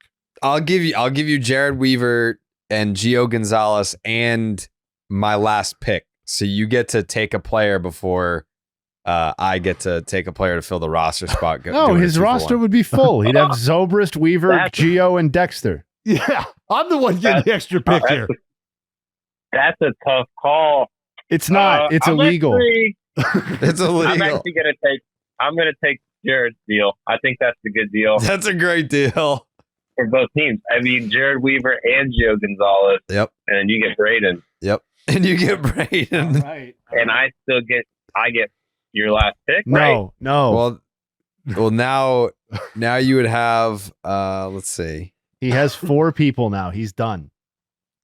Yeah, so your roster is getting full. 5 fucking picks. Yeah, you're full. What do you mean I'm done? You have What do you mean I'm Zobrist. done? I have the only pick 2 times. No, Or 3 times. You traded for 2 players. So you have Jared Weaver, Gio Gonzalez, Ben Zobrist, and Dexter Fowler. Okay. I mean, sure. I'd argue I still get my last pick, but whatever. Last time I got 5 players. Yeah, no more. Last time I got Illegally, you dickhead. This That's is why we I can't was set trying that to steal. precedent. Yeah. Yeah, man. You guys hate when someone wants to think outside the box and do some fucking smart and buddy ball shit. Well, I guess that's my team then. I mean, pleasure doing business with you, Jared. Thank you. It's I think that might win me the draft. I mean, the fact that I have Dallas Desperation Braden, play for Dallas Braden. yeah, Sad. it's a hell of a move Pathetic. for old Pandering. DB. So you got to pick twice, Jared. Yeah, I'm taking Trevor Plouffe to round out my podcasters. And We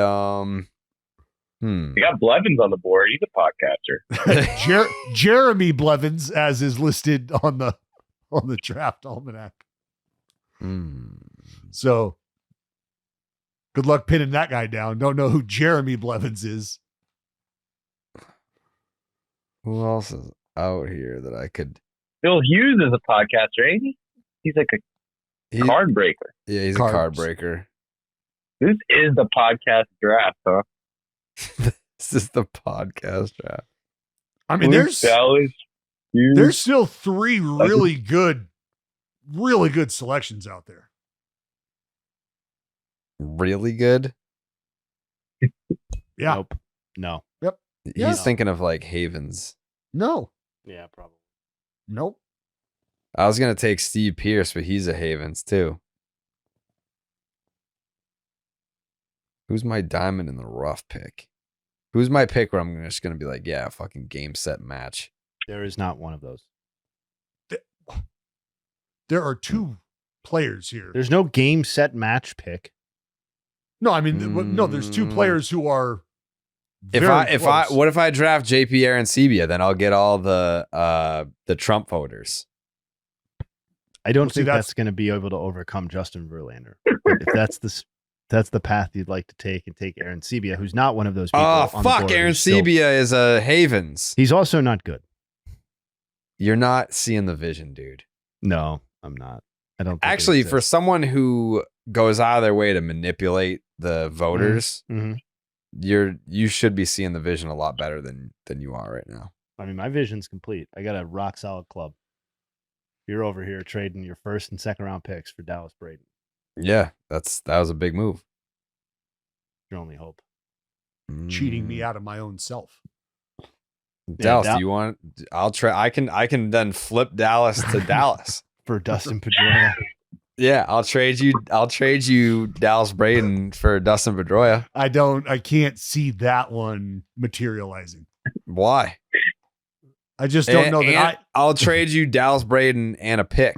I Once still have again, a pick. once again, I don't know that I have as strong of You interest. can't in use a that as pick. The interest you might have. Yeah. Well, he can DFA someone to clear a roster spot. But that person would have already been available when he picked last.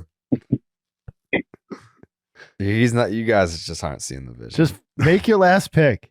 I'm fucking trying. It's the picking last is horrible. I can't wait It's till I not- pick last and I win. You won't. It's not fair that you always have to pick last. It's not fair. I know. Well, I that's think why if we're you doing the pick snake if draft. you pick That's why we're last, doing the you snake should be draft this time. ineligible to pick last consecutively. The last pick in the draft is gonna have to be. Who do you like, Joe? Out of all the options, Mm-hmm. Man. I'm thinking Houston Street.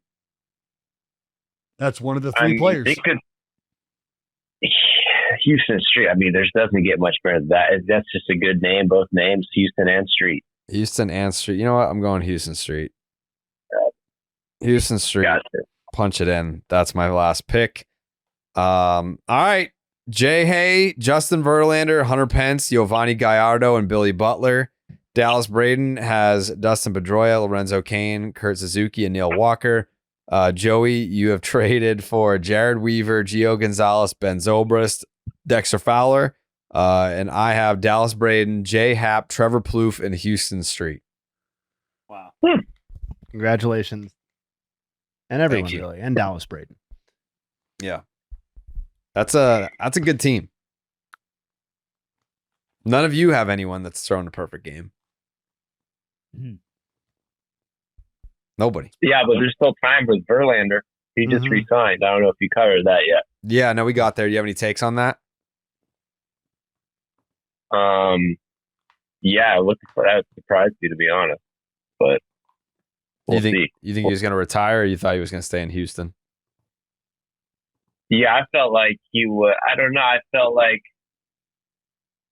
we would see him either stay in Houston or go to a team that he was familiar with, or like a team like a team that he already played for.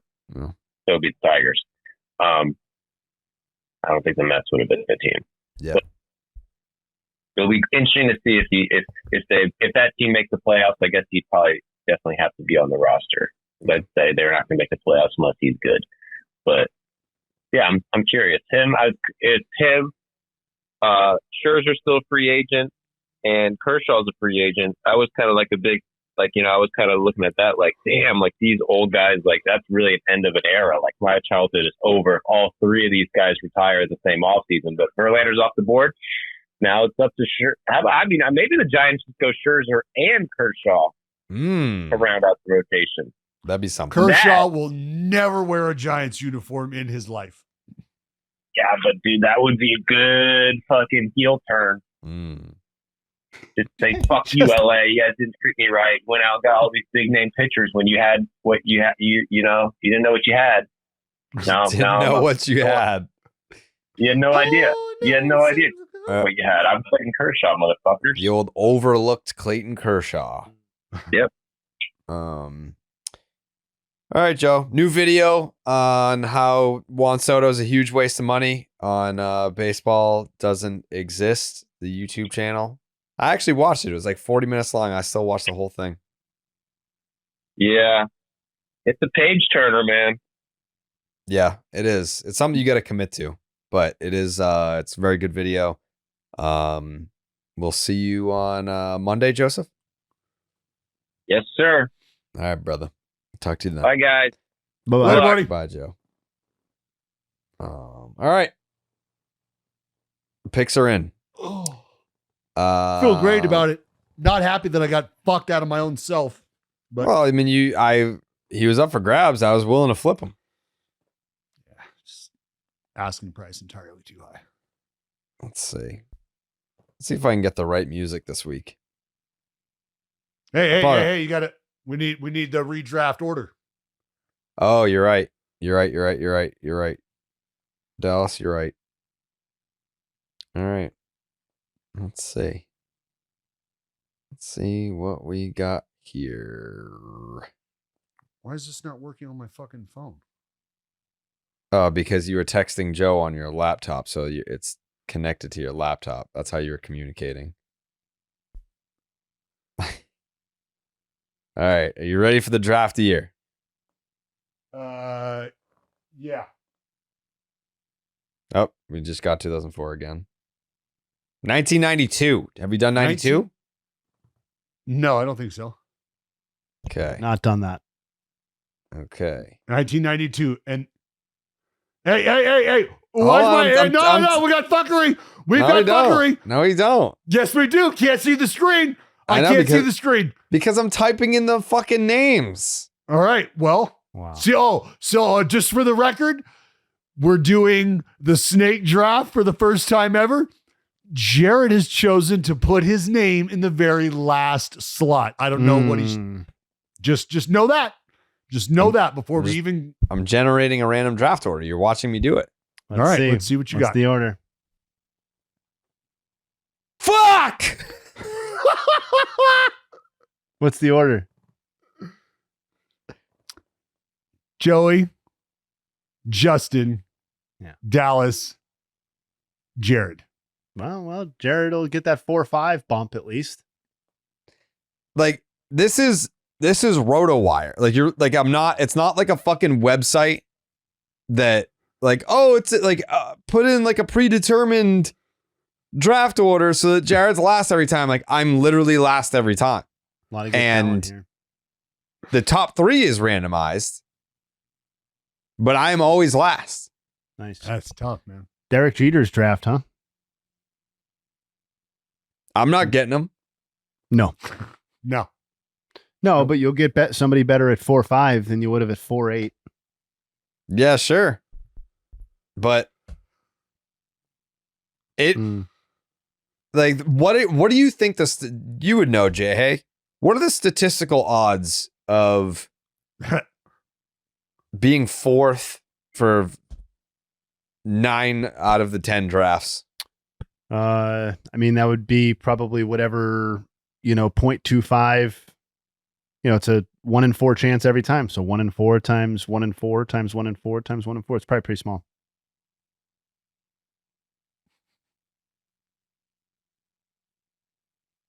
It's tough, dude. I mean, it the only reason why it's tough is because the voters are just going to vote for JAYHAY anyway. I don't think that's true. I think it's true. I'm with you. Sounds like a bunch of losers. You guys got loser mentality. Hopefully it doesn't leak over into our next game. This theme sucks. Fucking welcome on back to Family Feud. We just got done slopping the hogs, and we're going to put together some of that fun trivia for you to listen to right after supper. Why?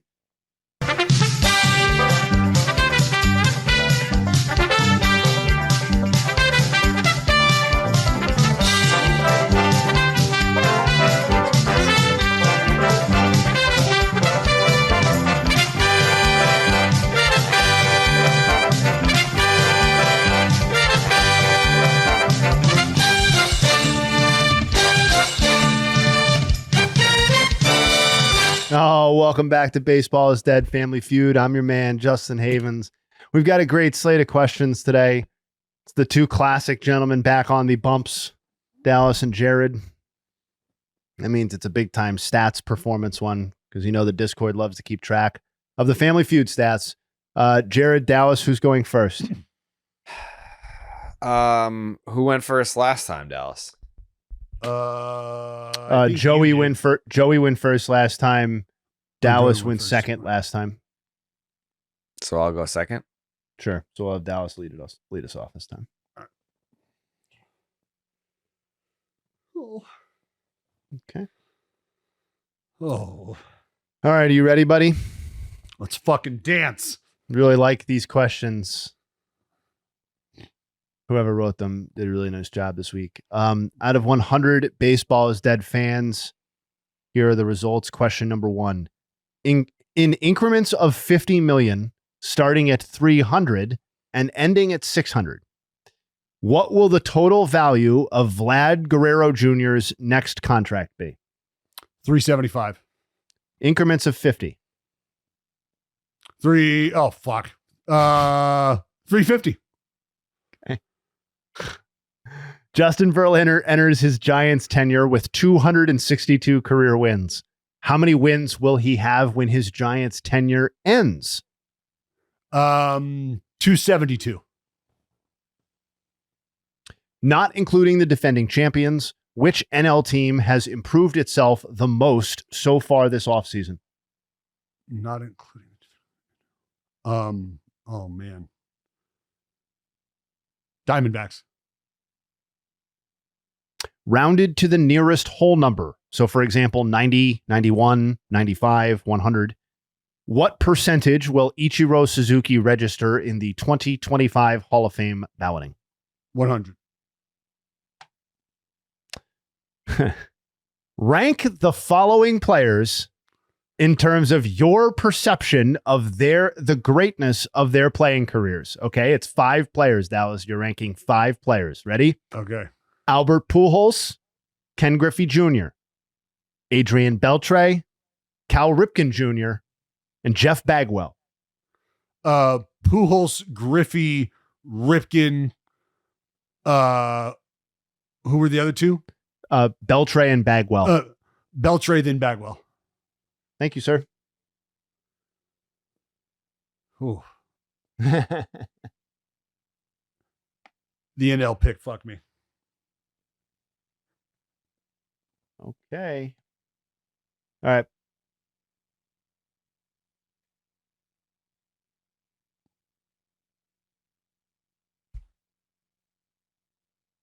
How did he do?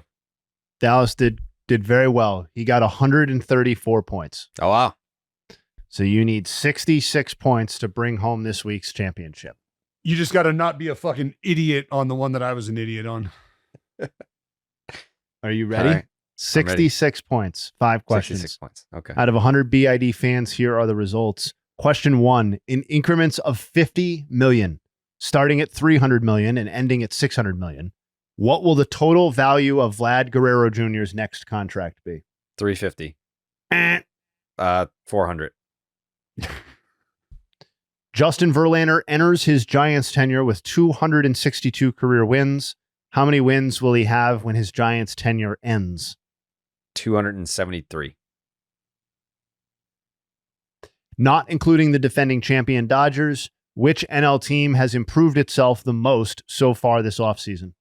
Ooh. The Mets. Rounded to the nearest whole number. So, for example, 90, 91, 95, 100. What percentage will Ichiro Suzuki register in the 2025 Hall of Fame balloting? 98%.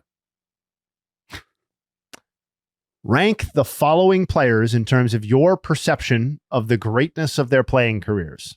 Okay, this is 5 players you're ranking. Albert Pujols, Ken Griffey Jr., Adrian Beltre, Cal Ripken Jr., Jeff Bagwell. Griffey, Pujols, Ripken. Who was the other one? Adrian Beltre and Jeff Bagwell are the remaining 2. Beltre, Bagwell.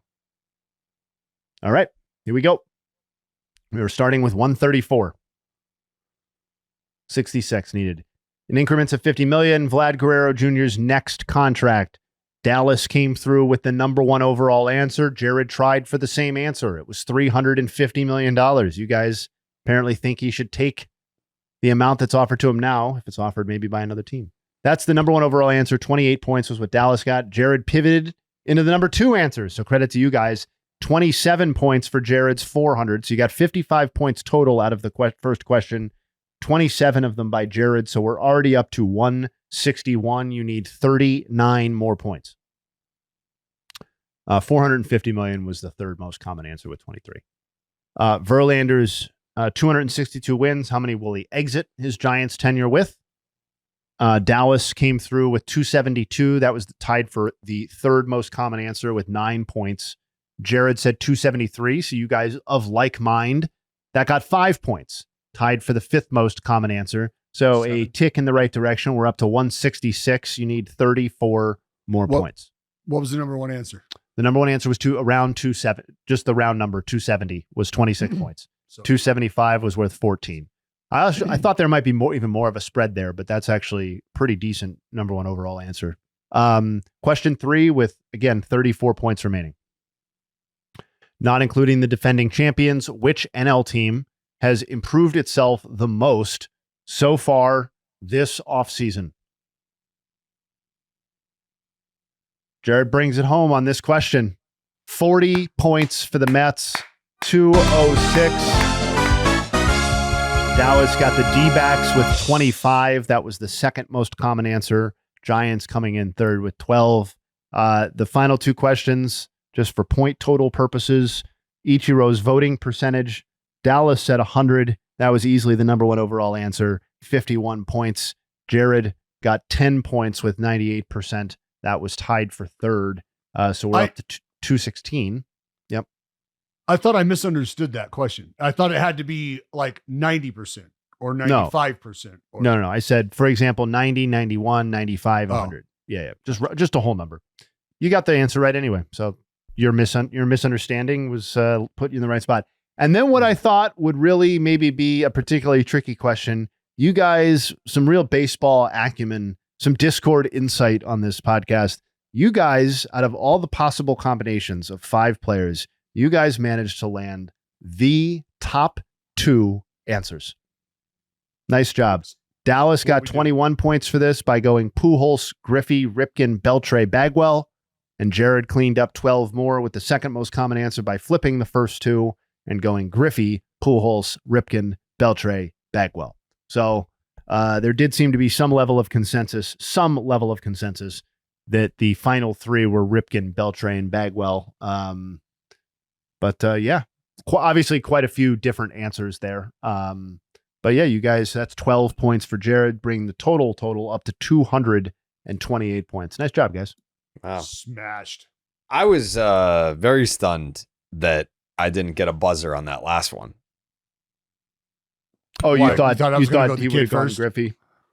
I was thinking that I believe our listeners and I believe people today have, I don't want to say forgotten, but that it's just not in the forefront of their mind because he hasn't been playing and isn't as fresh in the minds maybe as Pujols is. That was the That's only fair. That was the only thing, because I mean, buddy, you know how much love I got for the kid. I got every fucking pair of shoes that dude's ever made. Well, you just disrespected him here. So That is true. but it was for the win. It was correct. It was That's what correct to do it. Well, that means that it is time. How good can you be? MVP.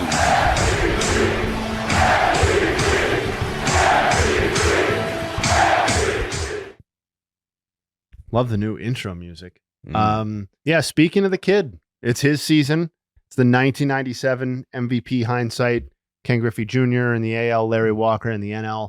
I'm going to hit Larry Walker first. Over in the NL, he received 22 of the 28 first place votes this season. Piazza and Bagwell each got 3. Walker led the NL in B-WAR with 9.8, homers with 49, and on-base percentage with 452. He led Major League Baseball in slugging percentage with 720 and OPS with 1.172.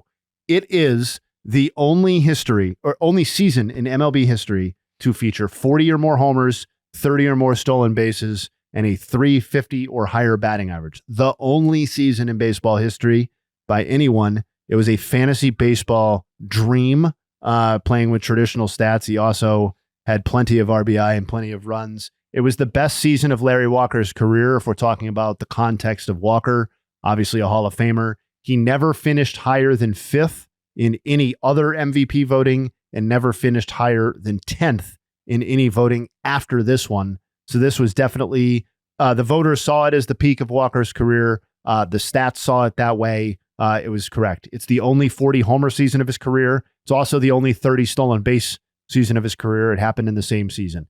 It's the highest slugging percentage, the highest OPS, and the highest adjusted OPS he would ever put up. That being said, just because it was his peak does not mean it was an outlier necessarily. From 1997 to 02, Larry Walker hit 350. That's 6 seasons, guys. 353, 441, 648. That's a 1.089 OPS. And if you're a Coors Field hater, that's a 157 OPS plus and 36 wins above replacement. So it was a legitimately elite 6-year run for Larry Walker, enough, as it turns out, to get him in the Hall of Fame. Yeah. Very close race in the NL. The stats saw it that way. The wins above replacement saw it that way. Not that people were using that stat at the time. By FWAR, it went Biggio 9.3, Walker 9.1, Piazza 9.1, Bonds 8.9, Bagwell 8 flat.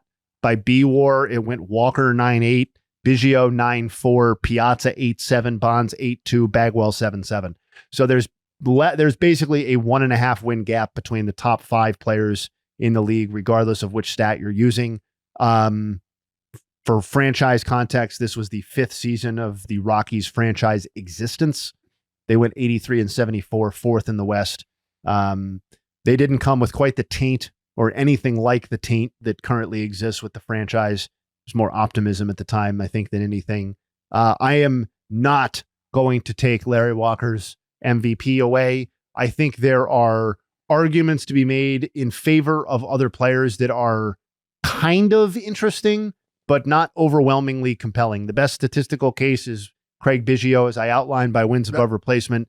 And that, to me, is just not going to be enough. Because the stats, those stats themselves don't even paint a clear-cut picture that Biggio is better. So I'm not inclined to take it away. And while 309 with a 916 OPS and 47 stolen bases with 22 homers is a legitimately excellent season, Larry Walker's season, Coors Field or not, was a historically remarkable season statistically. And when the even the advanced numbers support that with the Coors Field element, I'm inclined to keep it with Larry Walker. And- Go ahead.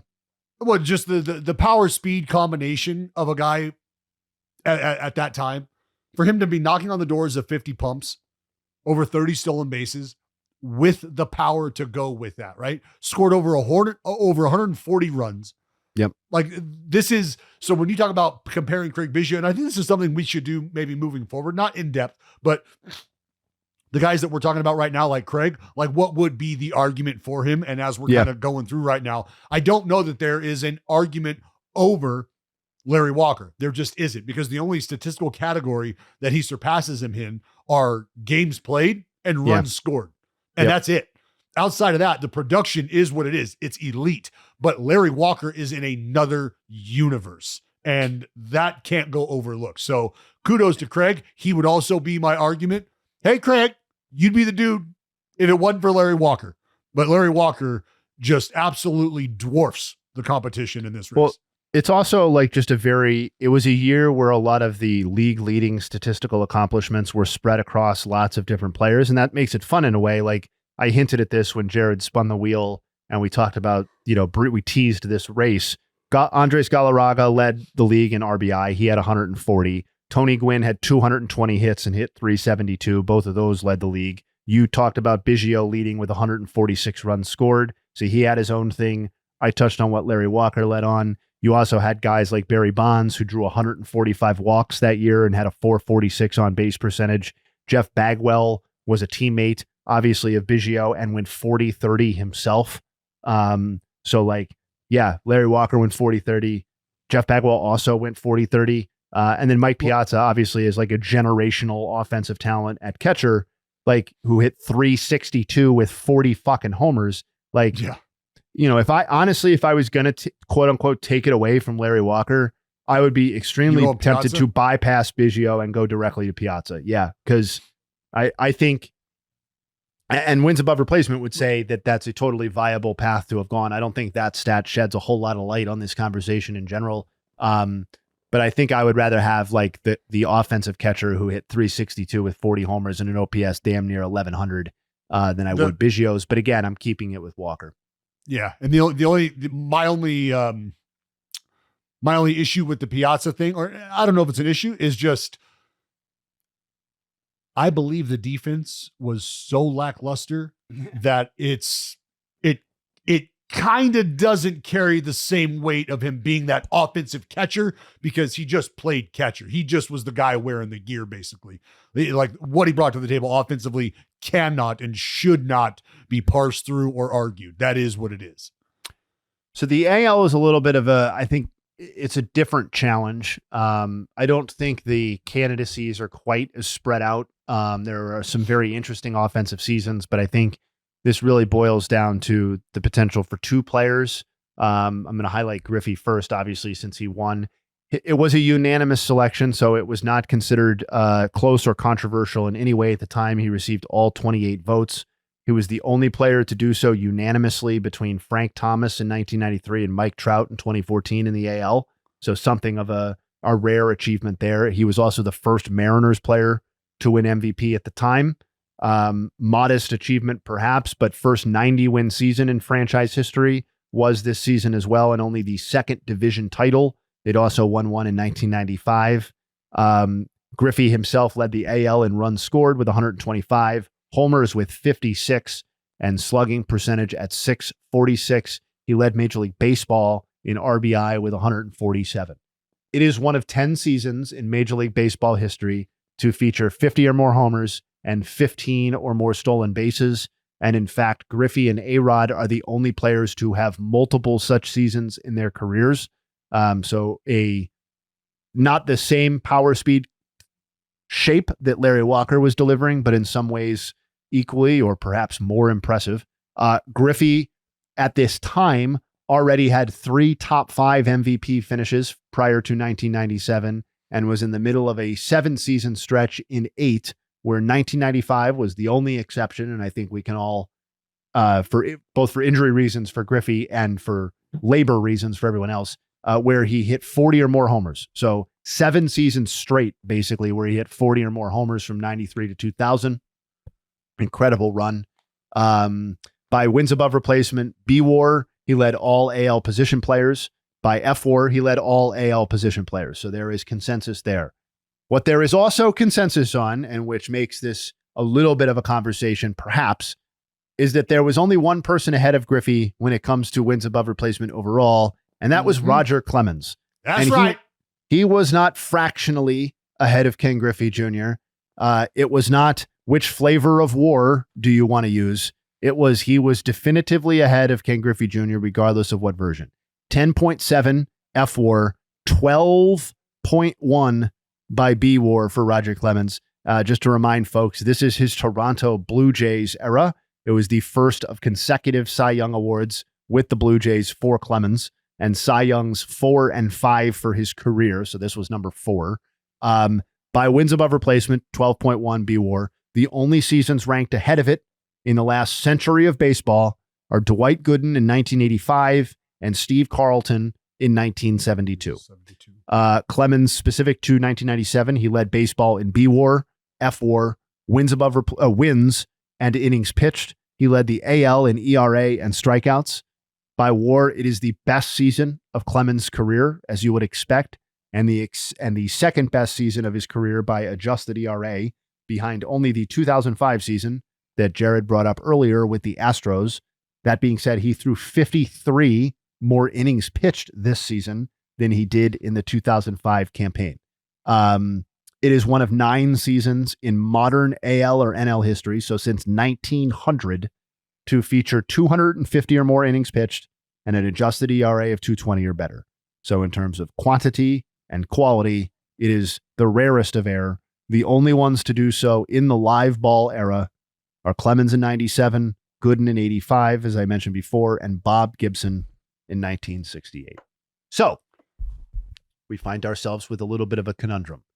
Are we going to take Ken Griffey Jr.'s only MVP away, arguably the face of baseball in the 1990s from an offensive perspective, the most popular player in the game? Are we going to take that away and award yet another accolade to Roger Clemens, who currently has, excuse me, who has an MVP? He has 7 Cy Youngs. So he's already won an MVP. To remind those folks, he did that back in 1986.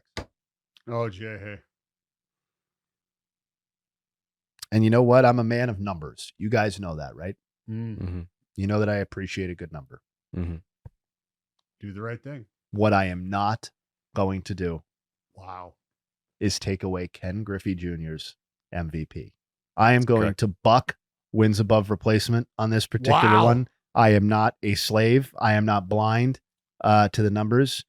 I think that there is nothing in and of itself that makes Ken Griffey Jr.'s MVP undeserving. It was viewed at consensus at the time, and you would have to step out and award a pitcher the MVP in order to take it away. That's not unprecedented, but as I outlined in some previous episodes, and I believe I did take it away and give it to Greg Maddux in a previous edition of this. I think Griffey's place in Major League Baseball in the 1990s would be incomplete without an MVP recognition. I don't think that would feel correct. I don't think that's where his place in baseball is or in the 90s. It's one thing for Manny to not have an MVP. I think it would be an entirely different thing for Ken Griffey Jr. to not have an MVP. So I am going to say I respect the 12.1 wins above replacement.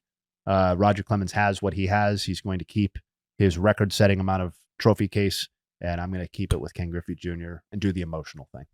Mark this day down. This is like the day the Grinch felt his heart grow 3 sizes that day. A day where Jared's you with me. Jared's with me. I just don't know how I have a question though. What? I have a question. If you didn't have the benefit of hindsight, That's what everything there is. If you is didn't hindsight. know that Clemens' career, the rest of his career was going to go the way that it was, you didn't know about like the PED accusations and what his career and reputation became, and you also knew how great Ken Griffey Jr. was, would you have looked at that and said, I'm giving Clemens the MVP because of these numbers, but I'm also banking on like Griffey's going to get another, like he's going to win 3, like it's Ken Griffey Jr. How much of that factors in? I mean, I absolutely would have imagined that people at the time they were voting in 1997 for Ken Griffey Jr. unanimously were thinking this is the first of a handful. And, he finished 4th the very Someone's next at my season. door. Keep talking. He finished 4th the very next season by hitting the exact same. He basically had damn near the exact same season in a lot of ways. Not quite by the advanced numbers, but by the traditional numbers. And he finished 4th. He finished 10th 2 seasons after that with 48 homers. And then he was never in the MVP conversation again. Literally never in the conversation again. I'm going to look at it from a similar but different vein. And that is you're utilizing hindsight in an effort to maintain King Griffey Jr.'s sort of status, if we will, just for conversation's sake. Yep. And I'm going to use it and say, well, that's why I am absolutely giving this to Clemens, because I expect that to come later. And this is just sort of year one of this, big sort of outburst production that we expect to get from this guy. Because what we're taking away, JAYHAY, from Roger Clemens is the opportunity to join a very, very elite circle of our brethren on the bump. And that is pitchers who have won an MVP award twice. And he would be able to join the likes of Hal Newhouser, Carl Hubble, and Big Train, Walter Johnson, because he won the MVP back in 86. Is that correct? And being able to do so again, on top of all the other accolades, would put him in just another elite room, another elite list. So that's why I would give it to 2 different Roger. forms of hindsight, right? Yes. Yes. That's all. Everything okay with your house? Oh, yeah. All right. Yeah, one of the workers locked himself out.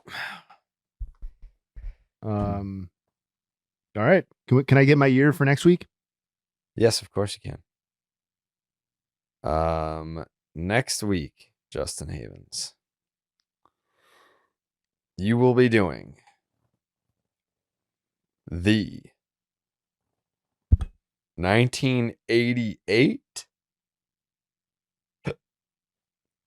Cy Young.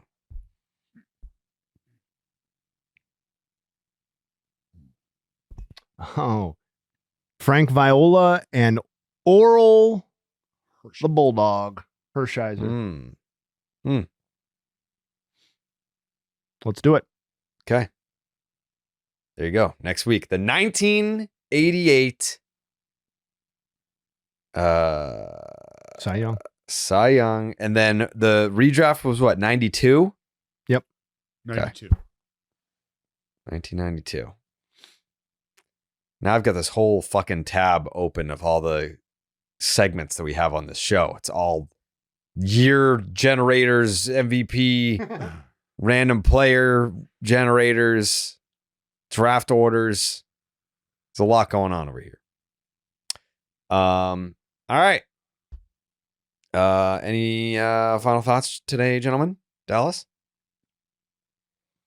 No, just more kind of going back to the 3 guys that we've talked about here and the end of an era. Joey said something that we've all kind of thought about and highlighted, the potential of having all 3 of those guys, the Scherzers, the Kershaws, and the Verlanders hanging it up at the same time would really mean like your entire childhood comes to an end all at the same time.